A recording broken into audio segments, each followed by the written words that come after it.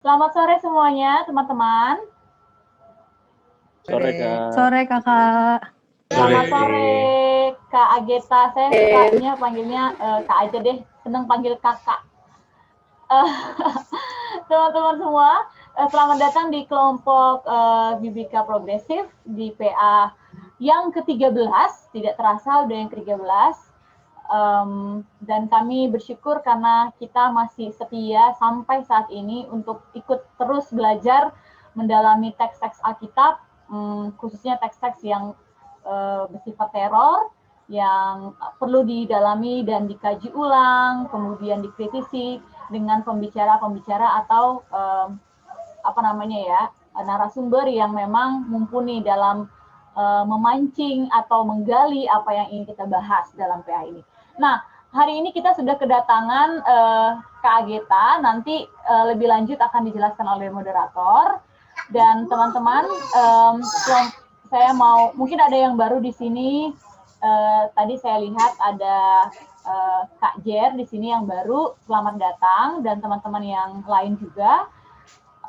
Sebagai informasi bahwa kelompok Bibika Progresif ini adalah suatu kelompok yang memang punya kerinduan untuk memiliki kegelisahan yang sama tentang banyaknya teks-teks Alkitab yang bernuansa kekerasan yang perlu dikaji ulang dan ingin melihat teks Alkitab dengan perspektif yang baru, terutama feminis pasca kolonial. Dan kami mengupayakan untuk memberikan teks-teks yang memang berasal dari kegelisahan bersama, bukan hanya kami, bahkan teman-teman yang lain. Nah, untuk itu kami, saya, Esmeralda, Agustina Samosir, Melinda, dan Kak Obertina, Pendeta Obertina, adalah 5 orang yang memang punya kegelisahan sama dan membentuk akhirnya kelompok Bibika Progresif dan setiap minggu melakukan PA. Dan kami dibantu oleh banyak sekali orang-orang baik yang tidak yang punya kekayaan dalam menggali teks Alkitab tapi tidak pelit memberi ilmu. Jadi dengan sukacita memberikan ilmu, membagikan ilmu.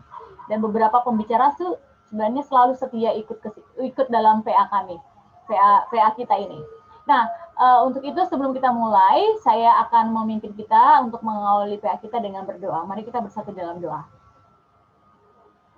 Kami bersyukur kepadamu ya Tuhan, karena hari ini Tuhan mengizinkan kami berjumpa kembali di PA ke-13 kelompok Bibika Progresif, dan kami bersyukur karena Tuhan memberikan kami kesehatan sehingga kami bisa nantinya bersama-sama berdiskusi, menceritakan apa yang menjadi kegelisahan dan kerinduan kami dalam PA ini. Kami bersyukur untuk kehadiran Kak Ageta yang boleh menjadi teman kami berbagi hari ini, dan kiranya Engkau memberkatinya, memberikan kesejahteraan dan juga hikmat dalam menyampaikan apa yang ingin dibagikan kepada kami pada sore hari ini. Kami berdoa untuk teman-teman kami yang belum bergabung saat ini, untuk Melinda yang masih dalam kondisi tidak sehat, Tuhan yang boleh pulihkan kondisinya, Kak Albertina juga yang belum bisa join bersama dengan kami, tapi kiranya Engkau juga yang melindungi, dan semua teman-teman kami yang belum bisa berkumpul bersama kami di ruang PA ini karena berbagai kendala, kiranya Tuhan yang boleh memberkati. Kami menyerahkan PA kami ke dalam tangan Tuhan. Inilah doa dan permohonan kami dalam nama Tuhan Yesus kami berdoa. Amin. Silakan Esmeralda. Terima kasih Kak Dina untuk pembukaan dan sudah membawa kita dalam doa. Selamat sore untuk teman-teman semua. Saat ini kita masuk ke PA ke-13 dengan pembicara kita adalah Kak Ageta Putri Awijaya. Kak Ageta ini adalah lulusan dari STFT Jakarta yang sekarang menjadi calon pendeta GKI Bandar Lampung. Topik yang akan Kak Ageta bawa pada hari ini adalah Kidung Agung Mendengar Nyanyian Hasrat. Ini hal yang baru mungkin bagi banyak orang, bahkan hal yang biasanya tidak dibincangkan, tidak didalami. Tapi Kak Ageta memilih ini sebagai topik di saat ia menyusun skripsi juga, sehingga ini adalah ayat kisah yang sudah lama Kak Ageta pelajari, bahkan sampai menjadi skripsinya untuk lulus S1. Di hari ini kita akan belajar banyak dari teman-teman semua, dan kita akan dibawa oleh Kak Ageta terlebih dahulu. Dan untuk itu, Kak Ageta boleh dipersilahkan untuk memulai PA kita pada sore hari ini. Terima kasih Esi, selamat sore kakak-kakak dan bapak ibu semuanya. Sore. Dan betul seperti yang diperkenalkan Esi tadi ya, ini skripsi saya, jadi saya sudah lama mempelajari ini dan sudah lama tidak mempelajari ini. Karena udah berapa tahun ya, dari 2016, dan ketika saya diminta saya bongkar lagi begitu, dan ada banyak hal yang pas saya lihat, ya ampun ternyata ini celahnya banyak banget ya skripsi gue dulu gitu, dan akhirnya saya menekadkan diri untuk membawakan ini di sini, dan tentu saya yakin nanti kita juga akan belajar sama-sama, dan mungkin ada juga hal-hal baru yang justru saya pelajari dari teman-teman, kakak-kakak, bapak ibu semua. Saya mau izin untuk share screen ya. Sorry. Hari ini kita akan membahas tentang Kidung Agung, dan saya memilih beberapa bagian tertentu dari Kidung Agung untuk kita bahas sama-sama. Saya memberi tema perbincangan kita pada hari ini seperti judul skripsi saya dulu, yaitu mendengar nyanyian hasrat. Nah, saya mulai dari percakapan yang orang-orang sering ungkapkan tentang Kidung Agung. Jadi kalau kita bicara soal Kidung Agung, ada banyak orang yang mengatakan bahwa Kidung Agung ini adalah gambaran hubungan antara Allah dengan jemaat. Bahkan sampai hari ini di mimbar pasti yang dibicarakan adalah ini gitu ya, bahwa Kidung Agung itu adalah gambaran hubungan antara Allah dengan jemaat. Dan dengan demikian teks-teks di dalam Kidung Agung lebih sering dibahas dengan pendekatan alegoris atau pendekatan yang simbolik gitu, yang mencari makna di balik simbol-simbol yang tertulis. Nah, karena itu saya mau ngajak kita semua untuk menafsir teks ini dengan cara alegoris bersama-sama dulu ya. Mari kita lihat, kalau orang-orang bilang bahwa Kidung Agung ini berisi gambaran tentang hubungan antara Allah dengan jemaat, jadi hubungan antara Allah dengan jemaat itu seperti apa sih? Dan bagaimana Allah dan jemaat itu digambarkan di dalam Kidung Agung? Oleh karena itu saya mau ajakin kita semua untuk baca teks ini, tapi saya mau kita pilih posisi kita masing-masing dulu ya. Nah, karena di sini di dalam Kidung Agung itu masih biner gendernya, masih perempuan dan laki-laki. Jadi saya mau minta kita untuk memilih posisi kita masing-masing. Di sini ada berapa orang ya?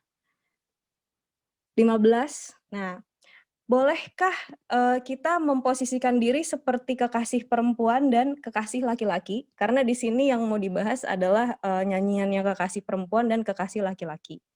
Saya mohon izin bagi kita yang akan memilih kekasih laki-laki, ini boleh bebas ya. Kalau misalnya kita perempuan, tapi kita pengen lihat sudut pandangnya kekasih laki-laki, it's okay. Kita boleh pilih yang itu. Atau sebaliknya, kalau kita kalau kita laki-laki tapi pengen tahu juga nih sudut pandangnya kekasih perempuan, cross gender gitu juga bisa.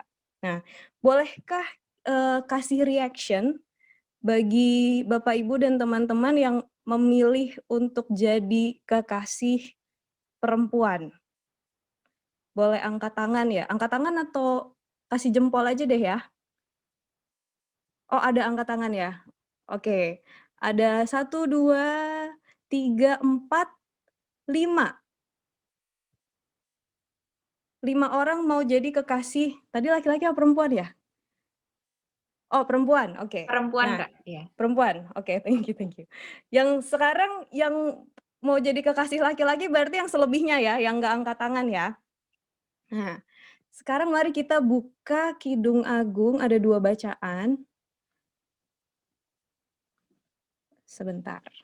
Kita buka Kidung Agung dari, ini dia. Kidung Agung pasal 7 ayat 6 sampai 13, minta tolong dari antara kita yang tadi menyediakan diri untuk membaca dari sudut pandang kekasih laki-laki.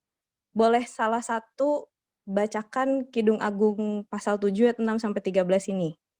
Kemudian bagi kita yang memilih untuk melihat perspektifnya kekasih perempuan, minta tolong untuk lihat Kidung Agung 8 ayat 1 sampai 4 dan Kidung Agung 3 ayat 1 sampai 5.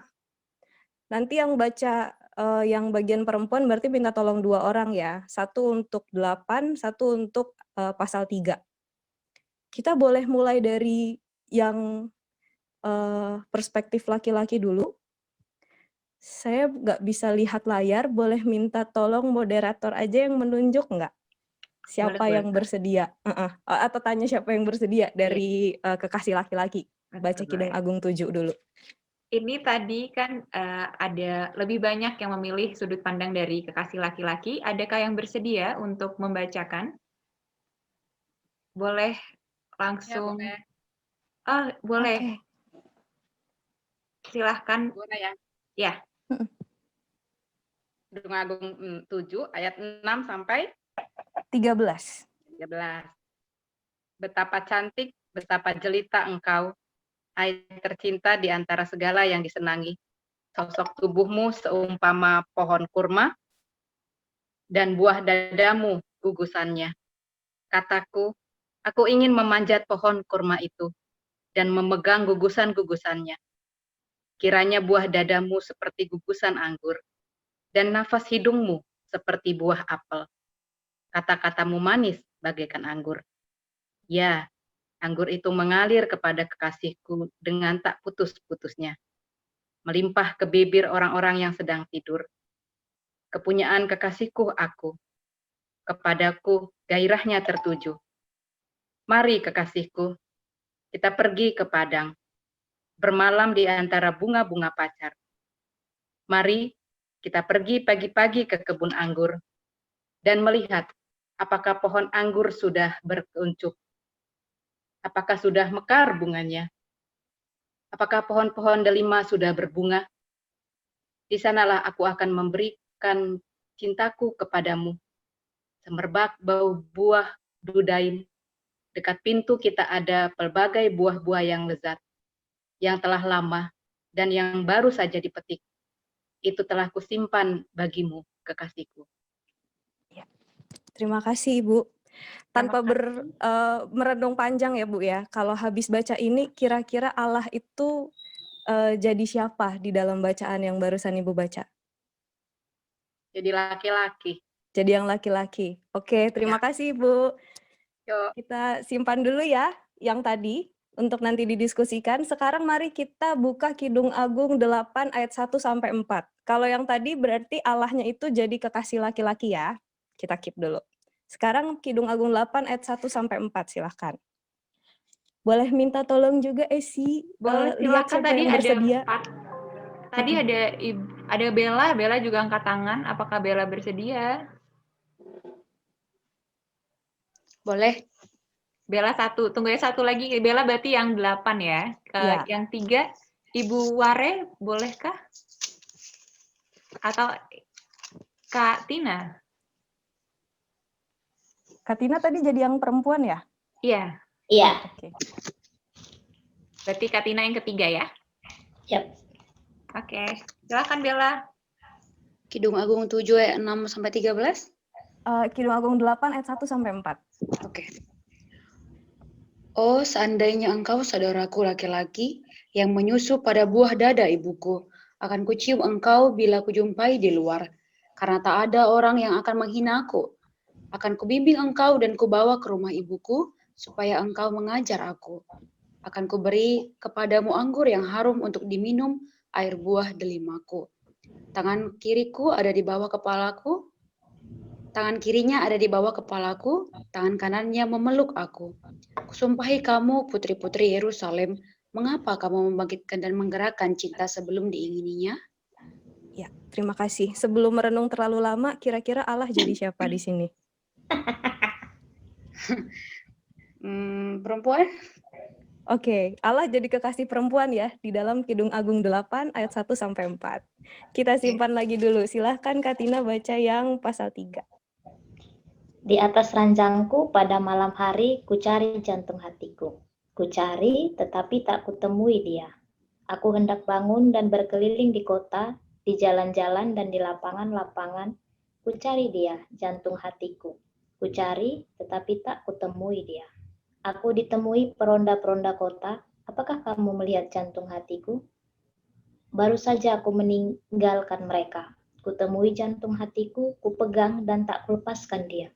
Sampai kubawa dia ke rumah ibuku, ke kamar orang yang melahirkan aku. Kusumpahi kamu, hai putri-putri Yerusalem, demi kijang-kijang atau demi rusa-rusa betina di padang. Jangan kamu membangkitkan dan menggerakkan cinta sebelum diingininya. Ya, tanpa berenung terlalu lama Kak Tina, Allahnya yang mana kalau dari Kidung Agung 3? Mungkin yang dicari, Allahnya yang dicari ya? iya, Berarti kekasih yang laki-laki ya, karena ini suara kekasih perempuan. mungkin ya. Oke. Nah, itu tadi kan kita membaca, kemudian kita berusaha mencari sosok Allah yang ada di dalam teks itu di mana. Karena tadi standpoint-nya adalah kita membaca kitab ini dengan meyakini bahwa Kidung Agung adalah kidung yang menceritakan tentang hubungan antara Allah dengan jemaat, gitu ya. Jadi mari kita cari Allah dan jemaat di dalamnya. Dan tadi kalau dari Kidung Agung 7, Allahnya kekasih laki-laki. Di Kidung Agung 8, Allahnya kekasih perempuan yang membawa si kekasih ke dalam rumah ibunya gitu ya, yang pengen bersama-sama dan menciumi dia di situ. Kemudian di Kidung Agung 3, di mana kekasih perempuan ini mencari kekasihnya laki-laki, menurut Katina Allahnya jadi yang dicari, yang membuat dia digebukin berarti ya Katina ya. Oke.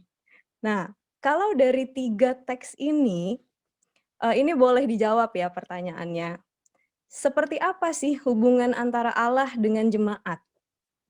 Berdasarkan Kidung Agung 7, 8, dan 3 secara umum, atau kalau kita mau jawab secara khusus, kalau di Kidung Agung 7 begini, itu juga boleh. Silahkan, ada yang mau kasih pendapat? Mungkin satu orang dulu. Kalau di Kidung Agung 7 relasinya itu intim, mesra, bahasa suami istri yang ada di dalam hubungan seksual yang sangat intim dan penuh gairah. Oke. Dari Kidung Agung 7 kelihatannya relasinya sangat intim ya, sampai seperti suami istri yang bahkan sudah berhubungan seksual ya kalau di sini ya. Baik. Bagaimana dengan Kidung Agung 8? Relasi antara Allah dan jemaat itu seperti apa kalau digambarkan dalam Kidung Agung 8? Ini Allahnya kekasih perempuan ya tadi berarti ya. Silahkan, ada yang mau berpendapat?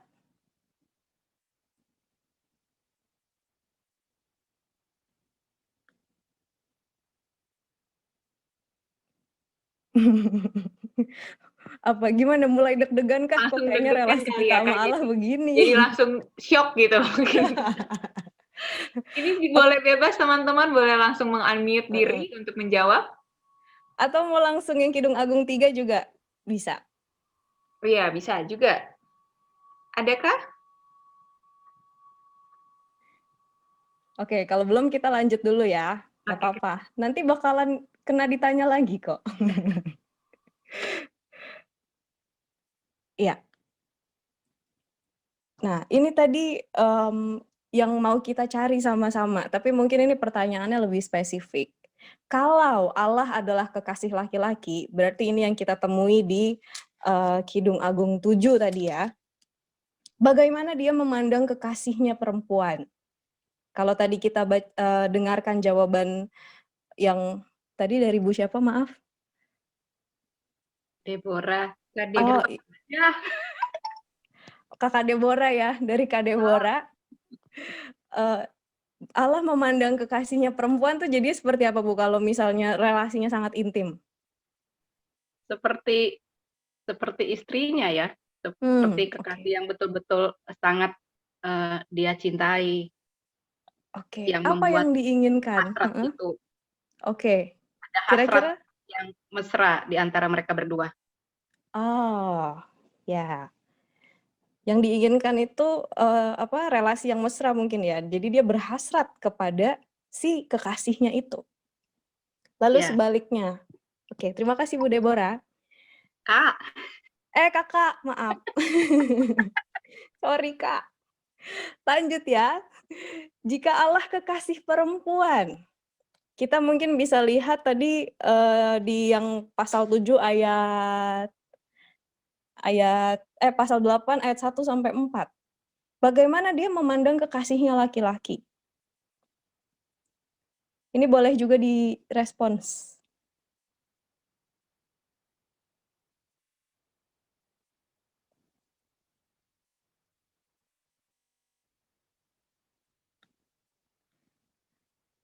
Ada yang mau merespons?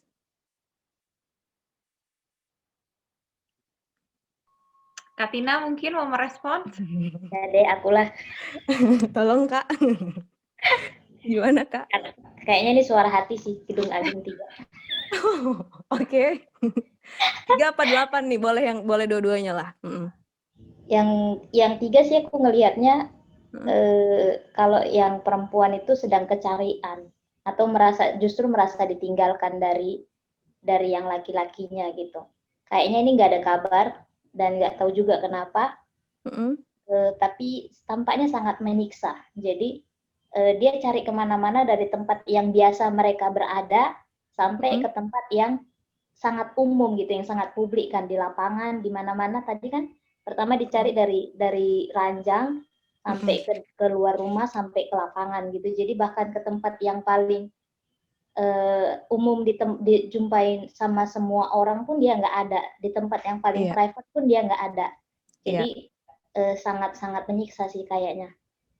Oke, jadi dia kecarian dengan kekasihnya laki-laki gitu ya. Ibaratnya kalau sekarang udah WA-nya centang 1 gitu ya.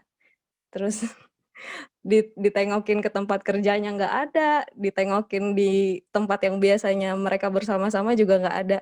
Nah, kekasih tetap yang dicari ini kekasih, laki-lakinya ini Tuhan, Kak Tina? Masih mau lihat dari sudut pandang itu? Enggak.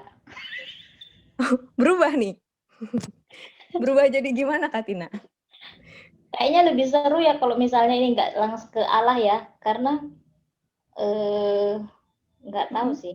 Mungkin karena aku udah pernah dengar si Agatha cerita tentang ini, jadi aku nggak bisa pura-pura membayangkan ini antara Allah dan jemaat sih. Jadi dari tadi itu kepalaku udah membayangkan ini udah laki-laki dan perempuan. Oh, oke. Nah, kalau gitu ini menjawab pertanyaan yang berikutnya ya. Nyanyian hasrat siapakah yang kita dengar sebenarnya di dalam kitab Kidung Agung? Dan kalau Kak Tina berarti berpandangan itu nyanyian hasratnya kekasih laki-laki dan perempuan gitu ya. Dan tadi kalau Kak Deborah masih pendapatnya ini bisa jadi juga kidung yang dinyanyikan, tapi menariknya kalau dari jawaban Kak Deborah tadi berarti yang nyanyiin kidung ini Allah. Ya, berarti yang berhasrat itu justru Allah pertama-tama. Dan memang ya. inilah yang Jadi, bikin kayaknya menurut aku yang Kidung Agung 8 itu apa ya, menggambarkan seorang kekasih perempuan yang apa ya, yang ini kalau bahasa suami istri ini ya, istri yang udah bergairah kepada suaminya gitu. Ingin menyalurkan gairah cintanya itu gitu. Jadi visualisasinya tuh sebenarnya menurut aku tuh ayat 7-8 ini keren, mesra gitu ya, intim sekali. Berarti mesti makin sering dibaca ya, Kak? Biar semakin mesra. Iya loh, kita jarang loh baca Kidung Agung nih, terus terang aja kan. Nah, kita lanjut lagi ya. Oke. Dulu ketika saya tulis skripsi, ini saya ngaku keterbatasan ya, ngaku dosa. Dulu ketika saya nulis skripsi memang saya melihat bahwa Kidung Agung ini mau tidak mau harus dibaca dari kacamata bahwa ini memang pasangan kekasih. Karena sulit untuk membayangkan ini hubungan antara Allah dengan manusia gitu. Gimana ceritanya kita bisa punya hubungan yang sangat erotis dengan Allah. Tapi ketika dalam perjalanan ini saya mempergumulkan lagi tentang Kidung Agung, saya melihat sebenarnya ada kemungkinan juga. Karena kalau kita perhatikan, Kidung ini juga bisa menyuarakan cinta Allah yang senantiasa mendamba atau menghasrati manusia. Nanti kita akan lihat sama-sama gimana ceritanya Allah kok bisa menghasrati manusia. Kan Allah itu tinggi, kemudian tidak terjangkau, maha kuasa, maha dahsyat, dan lain sebagainya. Sementara manusia ini kan makhluk yang berdosa, kemudian yang lemah, yang rapuh. Bagaimana ceritanya kok bisa Allah menghasrati manusia? Nanti kita lihat sama-sama. Tapi di sisi lain memang bahwa kidung ini adalah kidung pasangan kekasih yang saling mendamba atau menghasrati, itu juga tidak bisa kita buang. Karena memang pelaku atau penyanyi dari kidung ini adalah pasangan kekasih. Meskipun mereka nggak bilang sudah menikah atau belum ya, dan dalam hal ini justru ini bisa kita lihat bahwa ini miliknya semua pasangan sepanjang zaman. Karena tidak ada identitas yang dikatakan di situ. Paling hanya putri-putri Yerusalem. Tapi kedua pasangan kekasih ini identitasnya sampai hari ini kita tidak temukan. Nah, yang berikutnya, kenapa bisa kidung ini menceritakan tentang hasrat?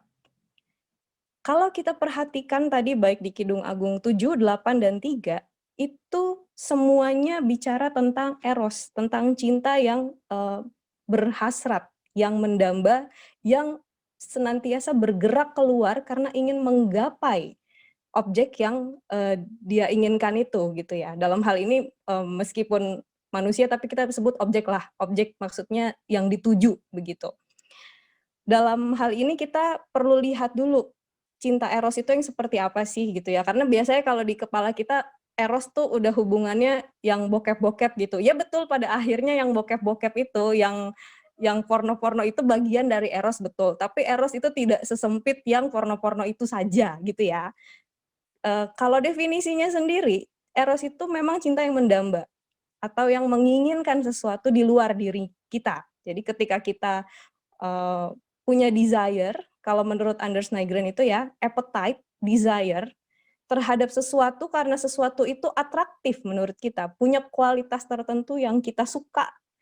Disitulah kita merasakan eros. Dan inilah yang seringkali dipercaya ada dalam cintanya manusia-manusia, terutama lawan jenis, tapi tidak menutup juga sesama jenis gitu ya, karena kita juga sudah melihat bagaimana gender dan seksualitas itu ternyata membentuk spektrum dan bukan biner. Nah, dari sini ketika kita menyukai seseorang atau sesuatu seperti halnya kekasih yang ada di dalam Kidung Agung 7, 8, dan 3 ini menghasrati pasangannya gitu ya, sampai di ayat 7 tuh di pasal 7 tadi dikatakan, diungkapkan semuanya mulai dari kepala. Kalau di ayat 5, kita tadi mulai di ayat 6 ya. Sosok tubuhmu seumpama pohon korma di ayat 7. Kemudian buah dadanya, gugusan-gugusannya, berarti sampai sedalam-dalamnya itu dilihat. Kemudian dari atas sampai ke bawah disampaikan. Dan di ayat 8, di pasal 8 juga menarik karena biasanya yang digambarkan itu kan tubuhnya laki-laki ya. Jadi tubuhnya perempuan. Jadi di dalam budaya kita lebih banyak yang dijadikan objek itu kan tubuh perempuan. Jadi laki-laki yang menghasrati tubuh perempuan.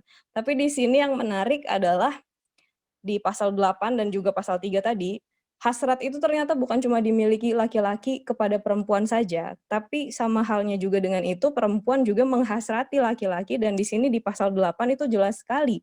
Dia sangat ingin bersama-sama gitu ya, sangat ingin berada dalam relasi yang intim dengan pasangannya laki-laki, dan itulah yang dialami oleh kita ketika kita sedang attracted sedang tertarik, sedang mengasihi seseorang atau sesuatu dengan cinta eros ini.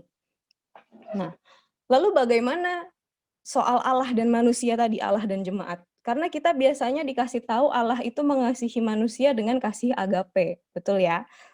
Kasih agape itu kasih yang memberi, tak harap kembali, habis memberi ya udah gitu. Karena memang dari dirinya sendiri bisanya hanya memberi saja. Tapi di Kidung Agung ini dan sebenarnya dalam kehidupan kita, kita banyak melihat bahwa kasih Allah kepada manusia tuh punya dimensi eros. Dan disinilah akhirnya kitab Kidung Agung yang memperlihatkan relasi Allah dengan manusia tuh jadi relevan.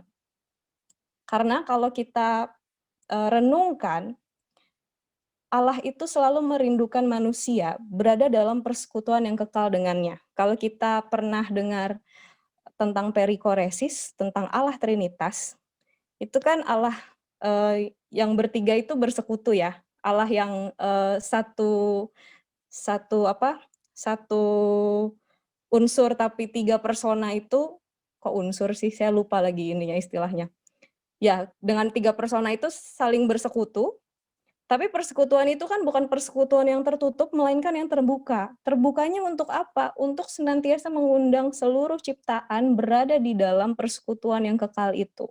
Dan keinginan Allah untuk selalu memasukkan manusia, mengundang, dan mempersekutukan kita semua dengannya, bukankah itu eros? Lalu yang berikutnya lagi, doktrin utamanya orang Kristen itu kan Allah yang menjadi manusia dan kemudian menderita lalu menebus manusia. Allah yang menjadi daging, bukankah itu juga eros gitu? Sakit.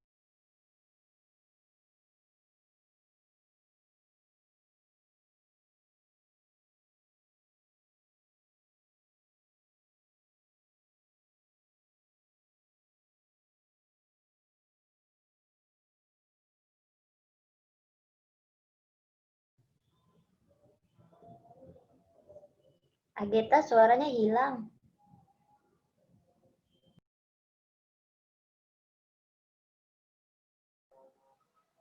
Halo Kak Ageta.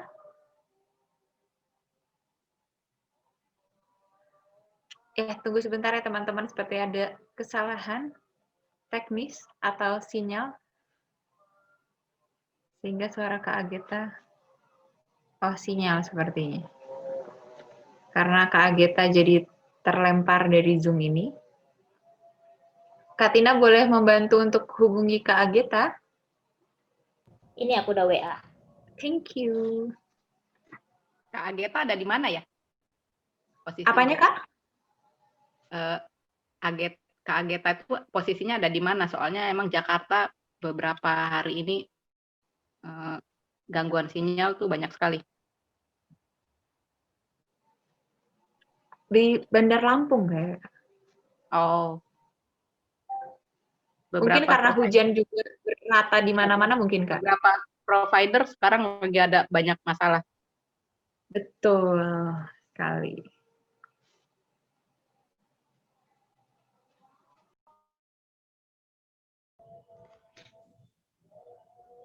Halo. Ya, Kak Ageta sudah kembali, suaranya juga sudah. Mohon maaf. Tadi sampai mana ya hilangnya? Boleh di-track lagi nggak? Sorry. Masih di pembahasan ini, Kak. Yang persekutuan terbuka. Oh, oke. Perikoresis. Oh. Allah perikoresis. Yes. Oh iya. Oke. Ya. Lumayan jauh ternyata ya. Iya, kayaknya Kakak ngobrol tapi hilang gitu, Kak. Sorry ya, kakak panitia. Oke, saya ulang ya. Dari Kak. Dari eros nih, bahwa Allah Trinitas yang saling bersekutu dan mengundang kita semua ada di dalam persekutuan dengannya. Itu kan berarti Allah menginginkan kita bersama-sama dengan Dia, dengan persekutuan itu. Dan bukankah itu dimensi eros juga?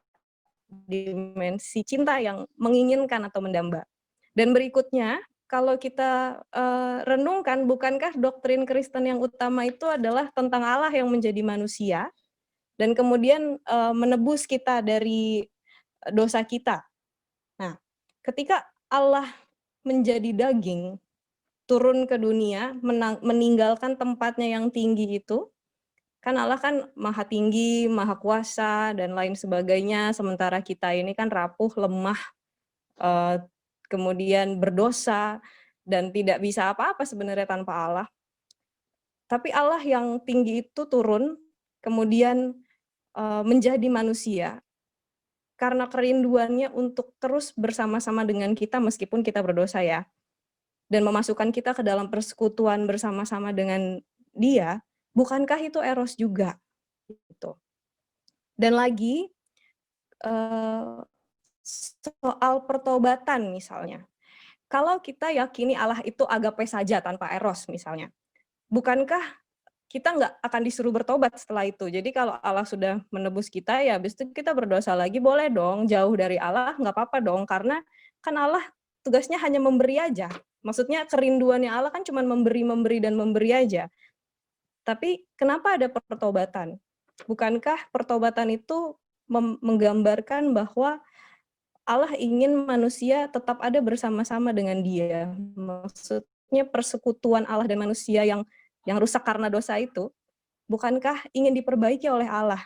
Sehingga Allah meminta manusia untuk terus berada di sana dan tidak lagi kembali kepada dosa yang memisahkan mereka. Nah, dalam hal ini bukankah itu juga dimensi eros dari cintanya Allah? Jadi ketika kita merenungkan, ya memang Allah kasihnya agape dalam satu sisi gitu ya, memberi dan memberi, karena memang Allah seperti itu. Tapi di sisi lain dia bukan hanya memberi, tapi dia juga menginginkan.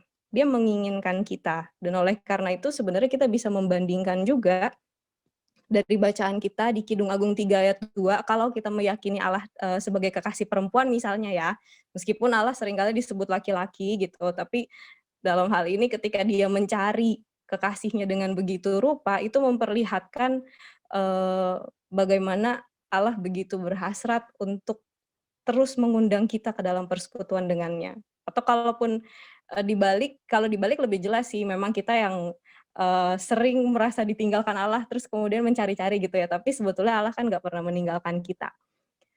Lalu di Kidung Agung 7 ayat 8 dan Kidung Agung 8 ayat 1 juga demikian. Itu memperlihatkan bagaimana Allah sebenarnya yang memiliki eros itu senantiasa mendamba ciptaannya untuk berada dalam persekutuan yang kekal dengan Dia. Nah, itu di satu sisi tentang erotisme cinta Allah. Tapi di sisi lain, betul tadi kata Katina, Kidung ini juga menggambarkan perasaan pasangan kekasih yang sepanjang zaman, tanpa dibatasi waktu dan ruang, dan juga aturan yang berlaku. Jadi kalau kita perhatikan, di sini nggak ada omongan tentang budaya tertentu, soal apa yang boleh dan yang tidak boleh. Tapi di sini kita melihat bagaimana ungkapan erotisme yang jujur tadi, ungkapan cinta yang mendamba yang sangat jujur tadi diungkapkan tanpa melihat aturan. Dan memang sebenarnya cinta dan hasrat itu kan pada dasarnya seperti itu. Hanya memang kalau nggak dibatas-batasin akhirnya katanya nanti jadi chaotic ya. Tapi hasrat itu sejujur-jujurnya ya begini gitu. Ketika si kekasih perempuan bilang, coba aja kamu saudaraku laki-laki. Pasti kan aku nggak usah ngumpet-ngumpet. Kalau dia kan kayaknya mau nyium aja ngumpet-ngumpet di depan orang, karena tidak biasa gitu ya. Mungkin kalau di sini kemungkinan bukan pasangan suami istri, cium-ciuman di depan orang. Kalau misalnya si kekasih laki-laki itu saudara laki-lakinya, kan mereka satu rumah dan akhirnya bisa bersama-sama di rumah itu. Nah, ungkapan-ungkapan yang seperti ini tuh jauh sekali dari aturan atau moral atau rules yang berkembang di masyarakat tentang seksualitas dan cinta. Dan kita nggak sedang bicara ini boleh atau tidak boleh, tapi kita bicara tentang apa sih keinginan kita yang sesungguhnya, dan itulah yang digambarkan oleh Kidung Agung. Jadi agak lucu juga ketika kita mau menilai kitab ini dengan sudut pandang moral budaya, karena memang bukan itu tujuannya kitab ini dituliskan gitu ya. Justru kitab ini mau menyuarakan apa yang jadi desire-nya kita masing-masing kepada pasangan kita atau orang yang kepadanya kita hasrati. Nah, dan kemudian kita akan menemukan soal tadi ya, sebenarnya kan isinya Kidung Agung ini kan mesra, bagus, indah, dan sangat menunjukkan hasrat kita dengan jujur. Hanya kenapa kitab ini jarang dibahas gitu, dan orang mungkin agak risih membahasnya. Sebenarnya persoalannya bukan terletak pada metode tafsir kalau saya perhatikan, karena ya mau dibilang mau dipakai alegoris kah, mau dipakai yang historis kritis, bentuk literer dan lain sebagainya, ya tentu kita akan tetap menemukan makna dari situ. Persoalannya adalah ketika gereja membaca Kidung Agung, itu justru terletak pada pandangan teologi terhadap seksualitas. Ini kebetulan saya nemu gambar ini, menurut saya ini gambarnya lucu gitu ya, menarik sekali dan menggambarkan bagaimana relasi antara teologi kita, teologi Kristen, dengan seksualitas kita gitu. Jadi kalau dianggapnya yang orang Jepang ini itu seksualitas kita, sementara Donald Trump ini teologi kita, itu kayak seksualitas kita tuh mau ngajakin salaman tapi dicuekin. Kenapa? Karena memang teologi kita hampir-hampir sama sekali tidak mau membicarakan tentang seksualitas kecuali mengaitkannya dengan dosa. Nah, jadi seperti apa sih teologi yang mengatakan demikian? Mari kita lihat sama-sama.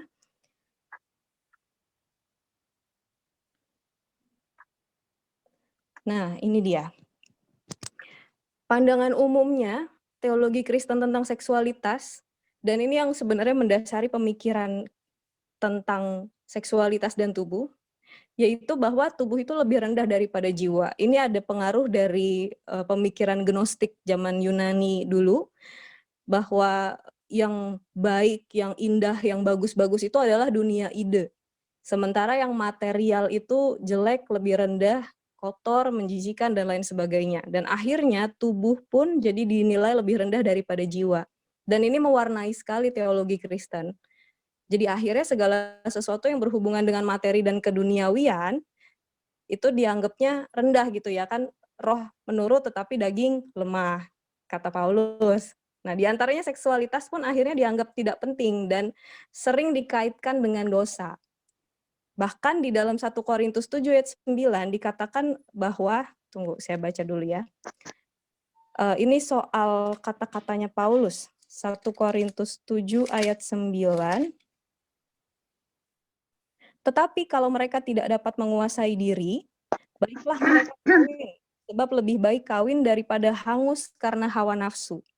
Jadi ini menceritakan bagaimana pandangannya Paulus bahwa sebentar lagi Yesus juga akan kembali dan menghakimi semuanya kok. Jadi kedatangan Kristus itu bukan sesuatu yang jauh pada saat itu dipandangnya. Dan kemudian daripada kita ngurusin hal-hal yang duniawi-duniawi seperti seksualitas dan lain-lain, udahlah kita fokus aja nungguin Yesus datang. Nah, itulah yang akhirnya membuat seksualitas, tubuh, dan lain sebagainya itu juga nggak dibicarakan gitu. Dan memang dianggapnya rendah. Jadi pernikahan pun itu jadi koridor saja supaya mereka yang dianggap tidak menguasai hawa nafsu, tidak bisa menguasai hawa nafsu, itu bisa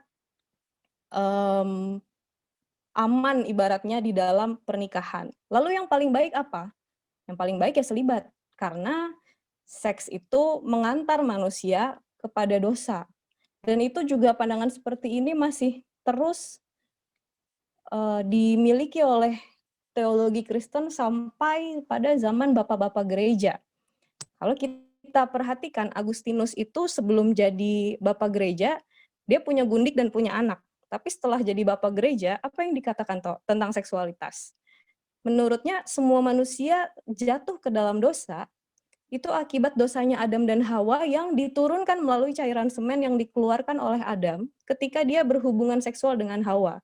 Jadi bayangkan kenapa seksualitas itu mengantar manusia kepada dosa turunan ya, karena ternyata diturunkannya melalui cairan semen. Otomatis ketika manusia itu melakukan hubungan seksual, ya berarti dia akan kena dosa gitu. Kemudian Tatianus. dikatakan bahwa Adam dan Hawa itu diusir dari Taman Eden karena melakukan hubungan seksual. Jadi yang bikin mereka dosa itu bukan karena makan buah pohon pengetahuan, bukan karena mementingkan ego mereka dibandingkan relasi mereka dengan Allah, tapi karena mereka melakukan hubungan seksual. Kemudian Gregorius dari Nyssa juga punya pendapat yang selaras. Apabila Adam dan Hawa tidak berdosa, katanya, mereka akan tetap menjadi perawan dan manusia akan berkembang biak dengan cara yang sama dengan malaikat dan bukan dengan binatang. Saya kurang paham juga malaikat ini bagaimana cara berkembang biaknya ya. Tapi itulah yang dikatakan oleh Gregorius dari Nyssa. Nah, dari pandangan-pandangan itu kita bisa melihat bahwa seperti gambar yang tadi gitu ya. Persoalannya bukan di teks-teks Alkitabnya, karena teks Alkitab hanya mengatakan semuanya dengan jujur. Maksudnya dengan seada-adanya gitu, yang mau ditulis ya itulah yang ditulis gitu.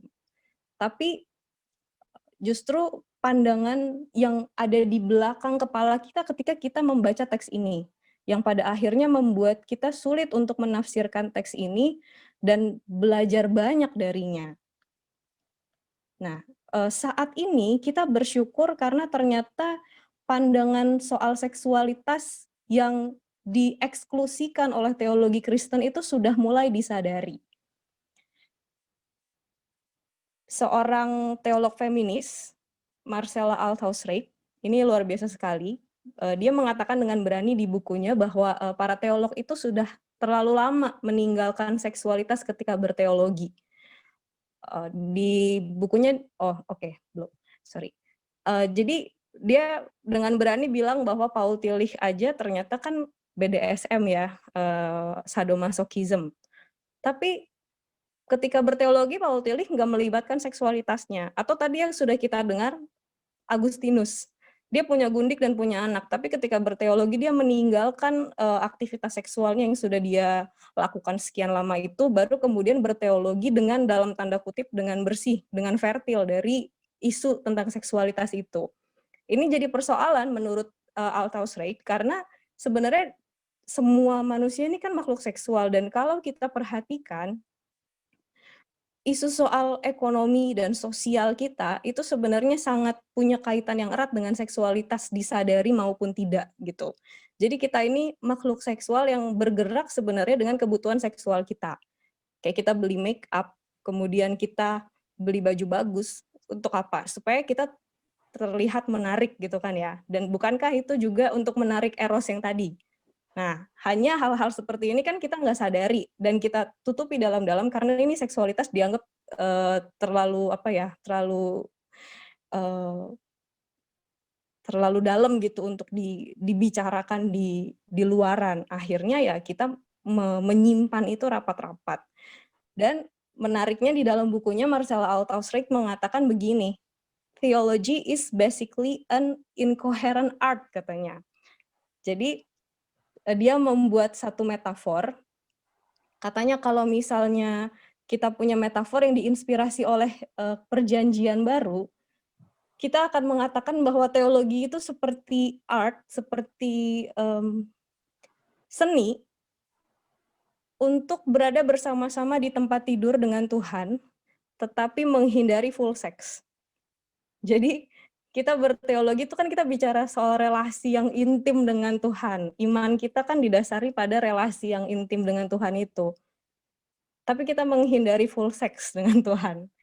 Nah, disinilah Althaus-Reid mulai mendorong para teolog untuk mulai bicara tentang seksualitas juga di dalam teologi mereka gitu ya.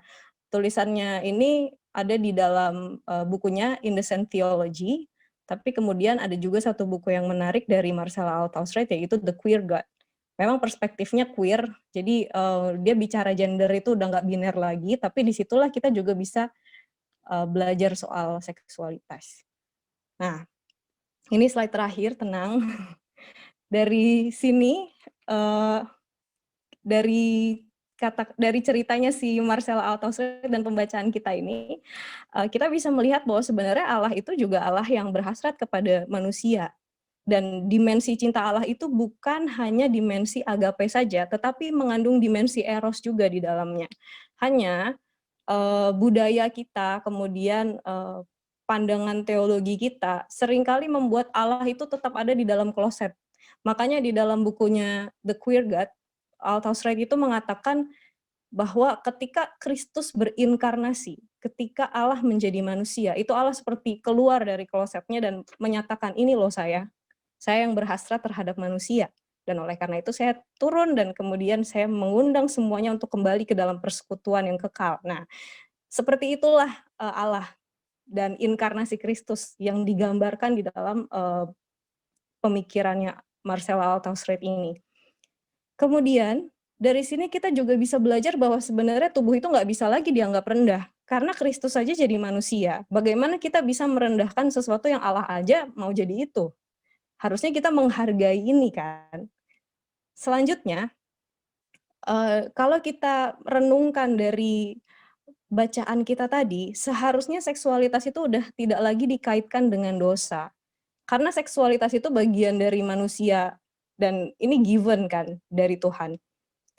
Justru yang dianggap dosa itu adalah keinginan untuk menguasai yang lain. Kalau kita lihat di Kidung Agung, yang ada hanya hasrat yang mengingini, dan itu tujuannya bukan untuk menguasai kan, tapi untuk bersama-sama ada dalam relasi yang mesra. Dan sampai di situ, apakah kita mau ngejudge itu sebagai dosa?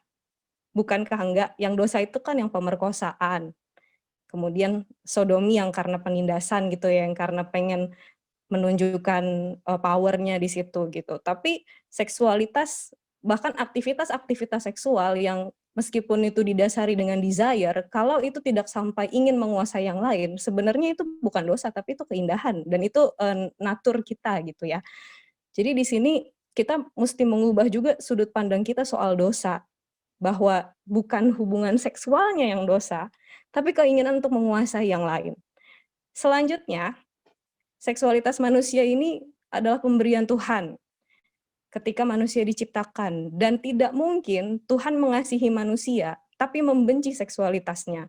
Oleh karena itu, ketika kita bicara teologi, ketika kita bicara iman kita kepada Tuhan, agak aneh ketika kita mengeksklusi seksualitas kita dengan pandangan bahwa ini saru, Tuhan nggak suka dengan ini. Dan terakhir, mohon maaf nih saya baru sekali diundang tapi udah ngasih PR ya, agak kurang ajar ya. Tapi mari kita renungkan ini bersama-sama. Bukankah ini sudah saatnya kita, para teolog itu bukan berarti hanya pendeta atau yang sekolah teologi saja, tapi jemaat juga berteologi dengan pengalaman, dengan caranya sendiri gitu ya. Bukankah udah saatnya kita sama-sama berteologi, merefleksikan iman kita dengan melibatkan seksualitas kita juga. Dan kemudian mendorong gereja juga untuk secara terbuka membicarakannya. Kita bayangkan kalau kita benar-benar melakukan ini, seberapa besar perubahan yang akan terjadi di gereja. Mungkin gereja akan mulai menyentuh isu-isu kekerasan seksual. Mungkin gereja akan mulai berani speak up soal ketidakadilan gender. Sebelum ini dibicarakan, mungkin kita akan sulit punya dasar untuk bicara tentang itu semua. Oleh karena itu, undangan saya, tawaran saya adalah gimana kalau kita belajar sama-sama tentang ini. Demikian presentasinya. Slide yang paling terakhir sekali ini adalah daftar bacaan. Sekilas saja ya.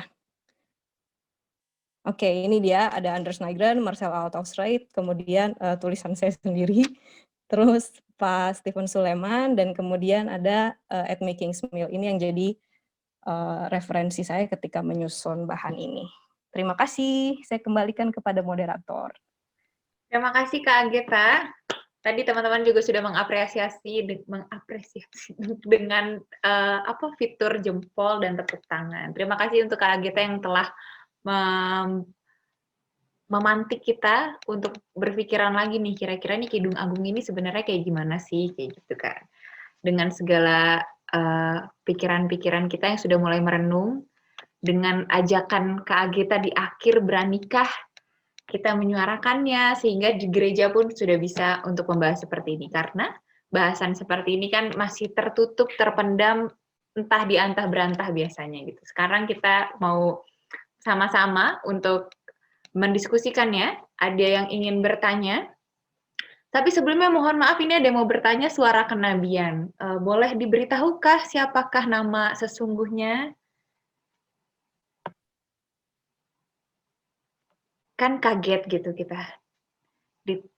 Kita ditanya dengan suara kenabian gitu. Bolehkah Kakak menjawab? Terima kasih Bella sudah mengikuti. Selamat berpelayanan, selamat melayani. Jika suara kenabian belum bersuara gitu, boleh kita, ini Kak Ageta kita satu-satu aja mungkin ya. Kak Debo ingin bertanya, jadi nanti mungkin boleh bisa langsung dijawab. Silakan Kak Debo. Iya. Halo, terima kasih untuk pemaparannya. Gereja memang mungkin sampai saat ini masih belum berani berbicara cinta, seksualitas secara gamblang. Oleh karena itu, Kitab Kidung Agung itu dimetaforkan sebagai kisah cinta Allah dan jemaatnya. Walaupun sebetulnya itu adalah sebuah kisah percintaan gembala dengan kekasihnya. Ya, ajakan untuk menjadi jujur, berbicara tentang cinta yang erotis, seksualitas tubuh, menjadi sesuatu yang penting. Cuma memang ini bukan pekerjaan yang mudah karena umat biasanya itu ya mendikotomikan ya seksualitas itu sebagai sesuatu yang tanda petik kotor gitu ya. Sementara bicara tentang Allah itu adalah sesuatu yang kudus. Padahal sebetulnya seksualitas itu adalah bagian yang suci, yang menjadi satu bagian ungkapan cinta yang mesra dan intim. Nah, membaca tulisan kisah cinta gembala dan kekasihnya ini membuat aku tuh menjadi kagum ya pada kisah percintaan mereka yang sangat kreatif. Cinta yang menggelora itu terungkap dalam barisan kata-kata mesra, kata-kata pujian. Maka di satu sisi kalau kita memandang Kitab Kidung Agung ini menjadi metafora cinta Allah dan umat, pesan kreativitas yang nampak dari percintaan itu harusnya juga menjadi dorongan kita ketika kita mencintai Allah. Cinta kita kepada Allah bila ingin dimetaforkan dengan Kitab Kidung Agung harusnya menjadi cinta yang kreatif, yang jujur dan berani mengungkapkan cinta kita kepada Allah itu seperti apa gitu ya. Nah, Kitab Kidung Agung buatku bicara tentang kreativitas cinta. Yang kedua, Kitab Kidung Agung ada di dalam bagian dari kitab-kitab yang kita baca sebagai bagian dari firman Allah, mengajak kita untuk sebetulnya jujur pada seksualitas. Walaupun ini masih pekerjaan yang agak lambat kita harus kerjakan karena dikotomi antara seksualitas dan Allah itu kok menempel sekali gitu ya di kepala kita. Pendeta-pendeta jarang loh mau berbicara tentang sesuatu yang erotis, walaupun itu sebetulnya bahasa kemesraan cinta. Kalau pendeta bicara tentang erotisme cinta, dianggapnya, wah Pak Pendeta udah nggak bagus, pikirannya porno gitu ya. Nah itu kan respon-respon yang biasa kita dengarkan. Nah, aku jadi bertanya-tanya ketika membaca tulisan-tulisan yang begitu mesra dari si gembala dan kekasihnya ini. Apa sih yang tumbuh di dalam relasi mereka sehingga kok menggelora sekali cinta mereka itu. apa yang terjadi di antara mereka sehingga cinta mereka sampai pada sebuah ikatan yang begitu mesra, begitu apa ya, membuat kita berfantasi indahnya hubungan mereka gitu ya. Nah, itu yang pertama. Yang kedua,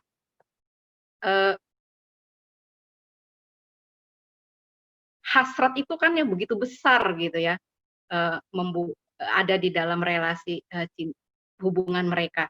Nah, bagaimana sih mereka bisa sampai menggunakan hasrat itu menjadi sesuatu yang kita baca sekarang sebagai sesuatu yang begitu kreatif dan begitu indah. Itu. Terima kasih Agita. Baik, terima kasih untuk Kak Debo. Kak Agita mau menjawab langsung? Ada 2 pertanyaan tadi. Iya. Ya, silakan Kak. Yang pertama tentang apa yang terjadi di antara kedua kekasih ini ya, kok mereka bisa sampai sekreatif itu mengungkapkan hasratnya. Nah, memang kalau kita baca Kidung Agung ini kan kita tidak menemukan jejak pasti tentang siapa sih kedua kekasih ini, dan itu akhirnya membuat kita jadi nggak bisa memastikan juga tentang apa yang sebenarnya terjadi di antara mereka. Tapi kita bisa melihat hal itu, apa yang terjadi di antara mereka dari jejak-jejak nyanyian mereka justru. Dan kalau kita perhatikan nyanyian-nyanyian itu dari pasal 1 sampai pasal 8 gitu ya, apa yang terjadi adalah mereka dengan jujur gitu mengatakan apa yang jadi keinginan hati mereka terhadap pasangannya gitu. Jadi hubungan seperti apa tentu kita nggak bisa menebak, bahkan kita nggak bisa memastikan apakah pasangan ini sudah menikah apa belum gitu ya.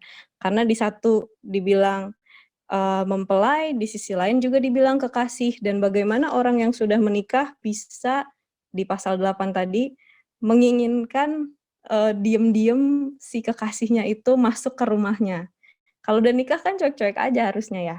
Nah, jadi dari sini baru kita bisa menjejak apa sih yang terjadi di sana gitu. Dan kalau dari apa yang kita bisa lihat, apa yang terjadi adalah ya mereka berhasrat dan mengungkapkan itu secara jujur.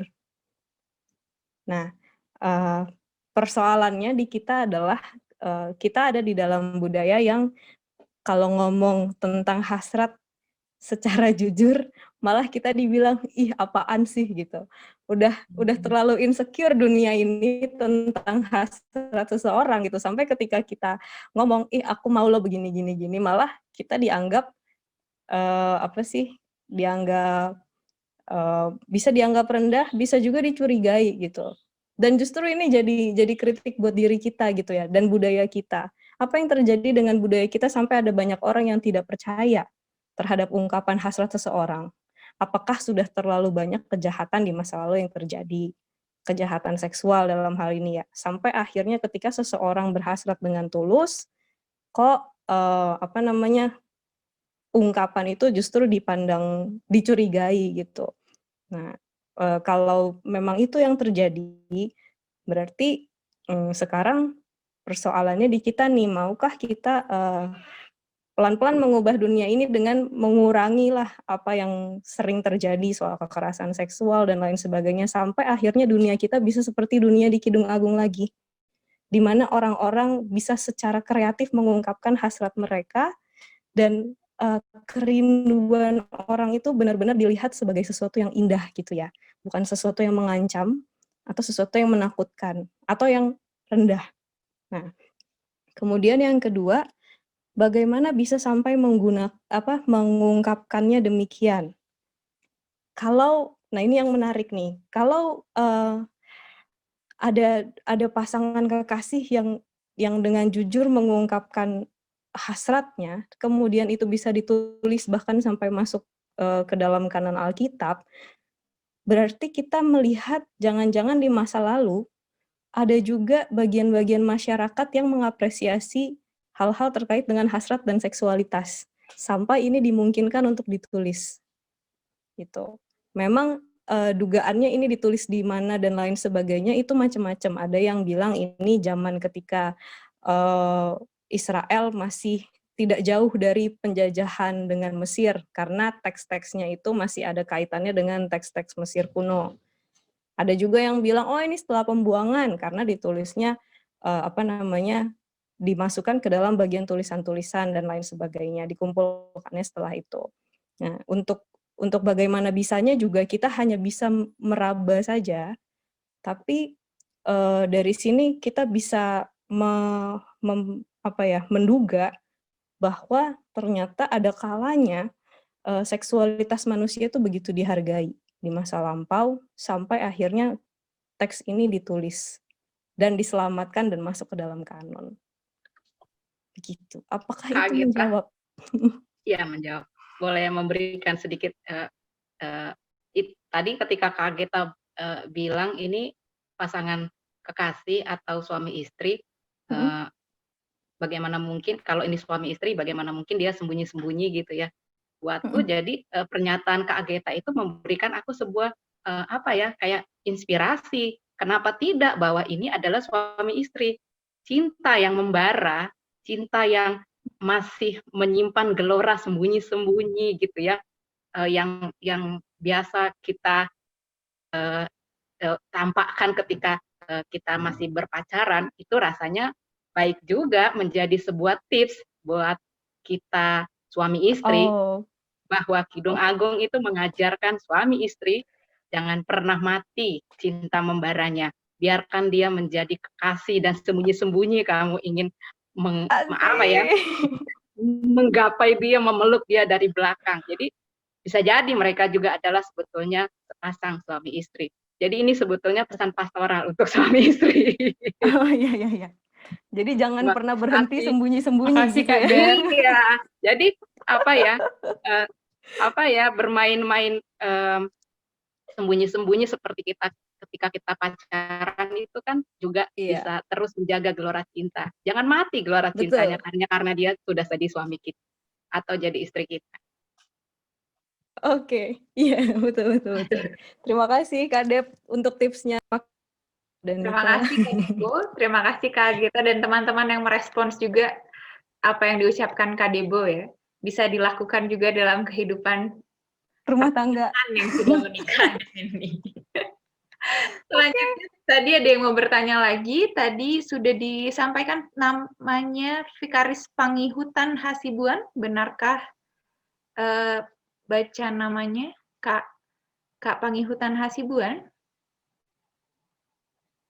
Apakah sinyal dan teknik? Oh ya, silakan Kak. Ya. Terima kasih.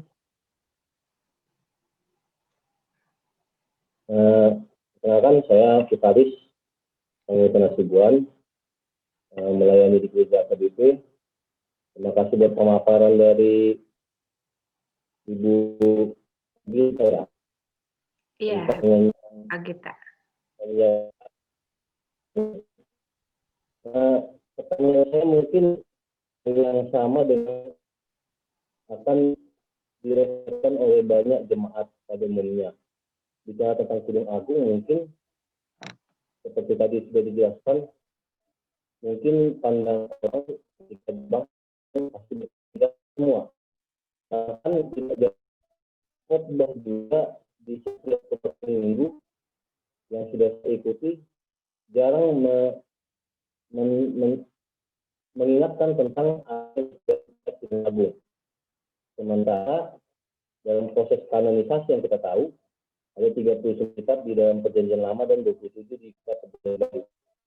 Jadi yang dipikir saya dan dipikir para jemaat ketika diperingati tentang Kidung Agung, respon orang pada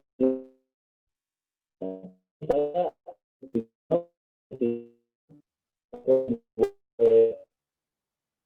seorang penyaji, bagaimana seperti kami juga jemaat mampu merespon bagaimana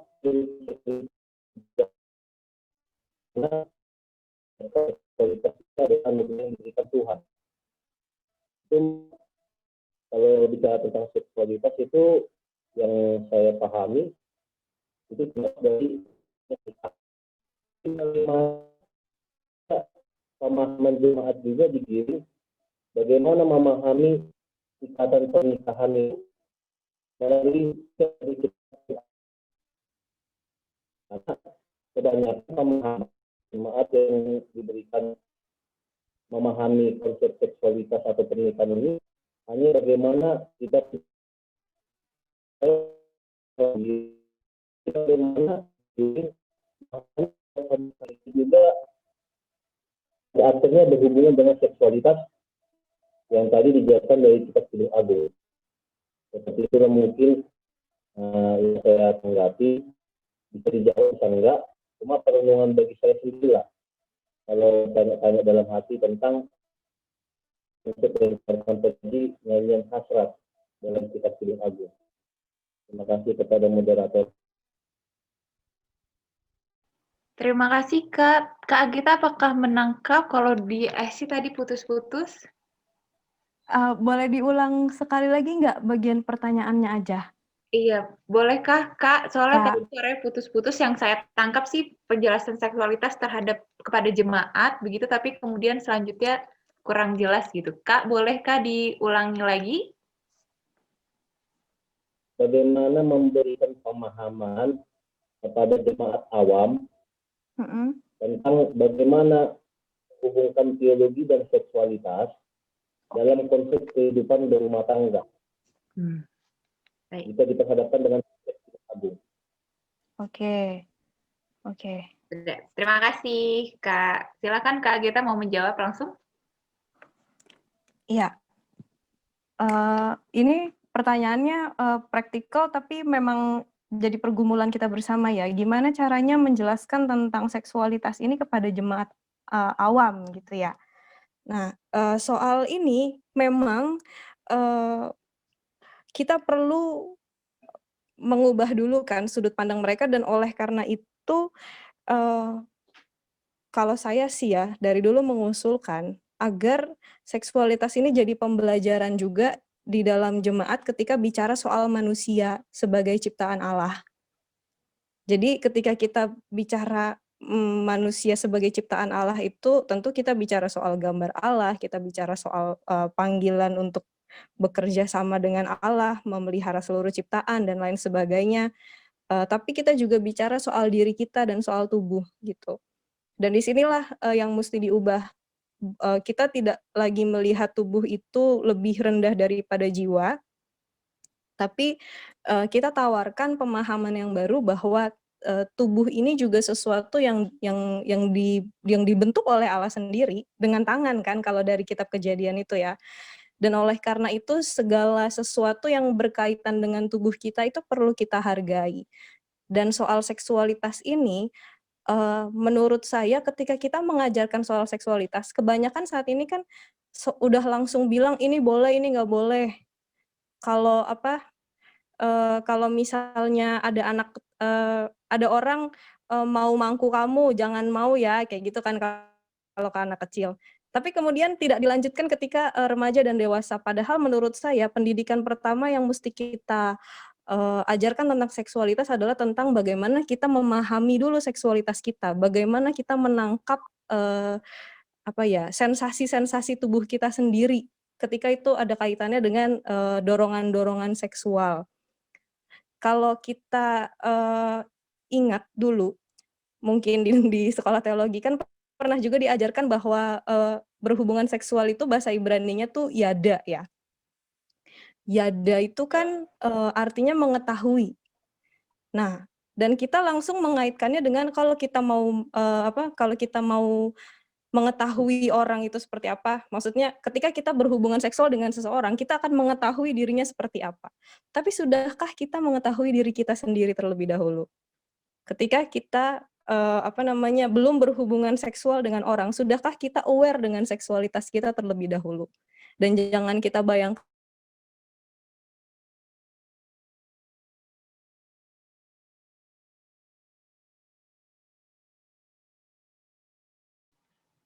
Kak Agita?